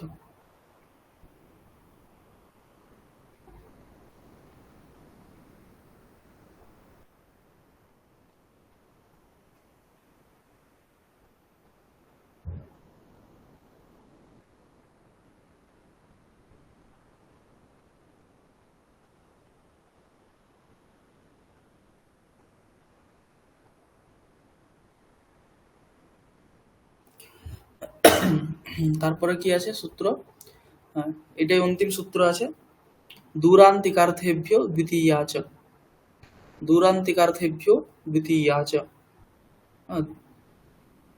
এটাও বিধিসূত্র, দ্বিতীয়া বিভক্তির বিধান করা হচ্ছে এই সূত্রের দ্বারা, তার সঙ্গে পঞ্চমী তৃতীয়া বিভক্তিরও বিধান করা হচ্ছে।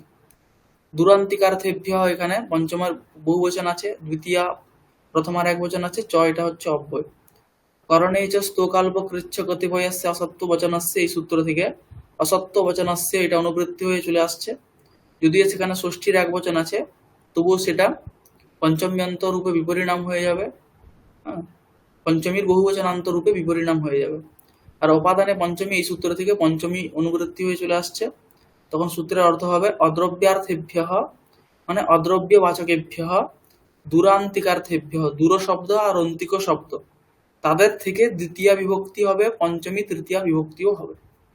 হ্যাঁ, এখানে কিন্তু কি বলা হচ্ছে, এই শব্দ যোগে নয়, কি বলা হচ্ছে, অদ্রব্যের বাচক যখন দূর শব্দ অথবা অন্তিক শব্দ হবে, তখন সেখান থেকেই মানে দূর শব্দ থেকেই অথবা অন্তিক শব্দ থেকে দ্বিতীয়া বিভক্তি হবে, পঞ্চমী হবে অথবা তৃতীয়া হতে পারে।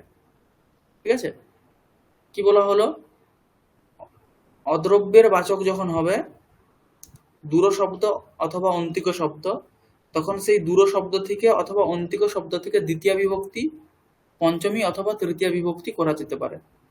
ঠিক আছে, উদাহরণ দেখা যাবে, যেমন গ্রামস্য দূরম দূরাৎ দূরেণ বা, এরকম বাক্যের প্রয়োগ করতে পারি। গ্রামস্য দূরম, এখানে দূর শব্দ দ্রব্যের বাচক নয়, তার জন্য এখানে সেখান থেকে কি হয়েছে, দ্বিতীয়া তৃতীয়া আর দ্বিতীয়া পঞ্চমী আর তৃতীয়া হয়েছে। গ্রামস্য দূরম নদী, গ্রামস্য দূরাৎ নদী, গ্রামস্য দূরেণ নদী, হ্যাঁ, গ্রামস্য অন্তিকম নদী, গ্রামস্য অন্তিকাৎ নদী, গ্রামস্য অন্তিকেন নদী, গ্রামস্য দূরম পর্বতঃ, গ্রামস্য দূরাৎ পর্বতঃ, গ্রামস্য দূরেণ পর্বতঃ, গ্রামস্য অন্তিকম পর্বতঃ, গ্রামস্য অন্তিকাৎ পর্বতঃ, গ্রামস্য অন্তিকেন পর্বতঃ। ঠিক আছে, এরকম ভাবে এর প্রয়োগ হবে। তাই এই জন্য বলা হয়েছে কি প্রাতিপদিকা মাত্রে বিধিরয়ম, মানে এখানে যে দ্বিতীয়া তৃতীয়া আর পঞ্চমীর বিধান করা হয়েছে সেটা দূর শব্দ থেকে বিধান করা হয়েছে, অন্তিক শব্দ থেকে বিধান করা হয়েছে, তার বিশেষ কোনো অর্থের জন্য নয়। দূর শব্দের যেটা অর্থ দূর, অন্তিক শব্দের যেটা অর্থ অন্তিক কাছে, সেই অর্থেই এখানে দ্বিতীয় বিভক্তি, তৃতীয় বিভক্তি আর পঞ্চমীর বিধান করা হয়েছে, অপাদান বা কোনো অন্য কারকে বা বিশেষ কোনো অর্থে নয়। ঠিক আছে, গ্রামস্য দূরম দূরাৎ দূরেণ, অন্তিকম অন্তিকাৎ অন্তিকেন। অসত্য বচনস্য ইত্যনুবৃত্তের নেহ দূরঃ পন্থা, যদি দূর শব্দ এবারে অসত্য বচন না হয়, মানে দ্রব্য বচন যদি হয়ে যায়, তখন কিন্তু সেখানে দ্বিতীয় হবে না, সেখানে সেরকম বিশেষ্য বিশেষণ ভাব হয়ে যেমন হওয়ার কথা সেরকম হবে। যেমন দূরঃ পন্থাহা, এখানে পন্থাহা পথিন শব্দ, তো সেটা হচ্ছে দ্রব্য বাচক, তার বিশেষণ হিসাবে এখানে ব্যবহার হয়েছে দূর শব্দ, সেই জন্য সেটাও কি সত্যবাচক, দ্রব্যবাচক। এই জন্য এখানে কিন্তু দূরান্তিকার্থেভ্য দ্বিতীয়া চ এর দ্বারা দ্বিতীয়া তৃতীয়া পঞ্চমী হচ্ছে না, প্রথমা যেরকম বিশেষ্য বিশেষণ ভাব হয়ে যেমন বিভক্তি হওয়ার কথা সেরকম হবে। তাহলে এরকম ভাবে আমাদের পঞ্চমী বিভক্তি প্রকরণ শেষ হচ্ছে। পরের দিন থেকে আমরা দ্বিতীয় বিভক্তি পড়ব। ঠিক আছে, 5টা ক্লাসে মোটামুটি, এটা 5টা পঞ্চম ক্লাস আমাদের, 5টা ক্লাসে 3টা বিভক্তি হয়েছে। ঠিক আছে, মানে 10 ঘন্টা। ঠিক আছে, তাহলে আজ অতটা পর্যন্ত। কারো কোনো জিজ্ঞাসা আছে? এই সূত্রটা বোঝা গেছে অর্থ? হ্যাঁ, পিডিএফ স্যার দেওয়া হয়নি আগের দিনেরটা, আর পুরোটা স্যার দিয়ে আজকে দিচ্ছি। পিডিএফটা দিয়ে দেবেন।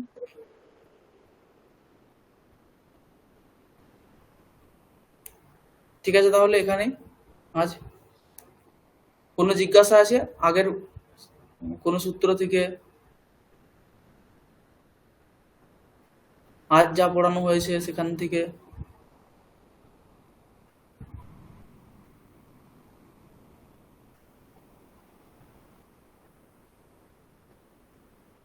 তাহলে এখানেই রাখছি।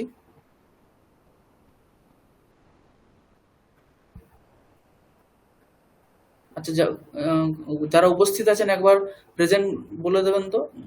আজ প্রেজেন্টটা করা হয়নি, 5 জন আছেন। ঠিক আছে, মনে থেকে যাবে যদিও। ঠিক আছে, তাহলে আজ এখানেই রাখছি।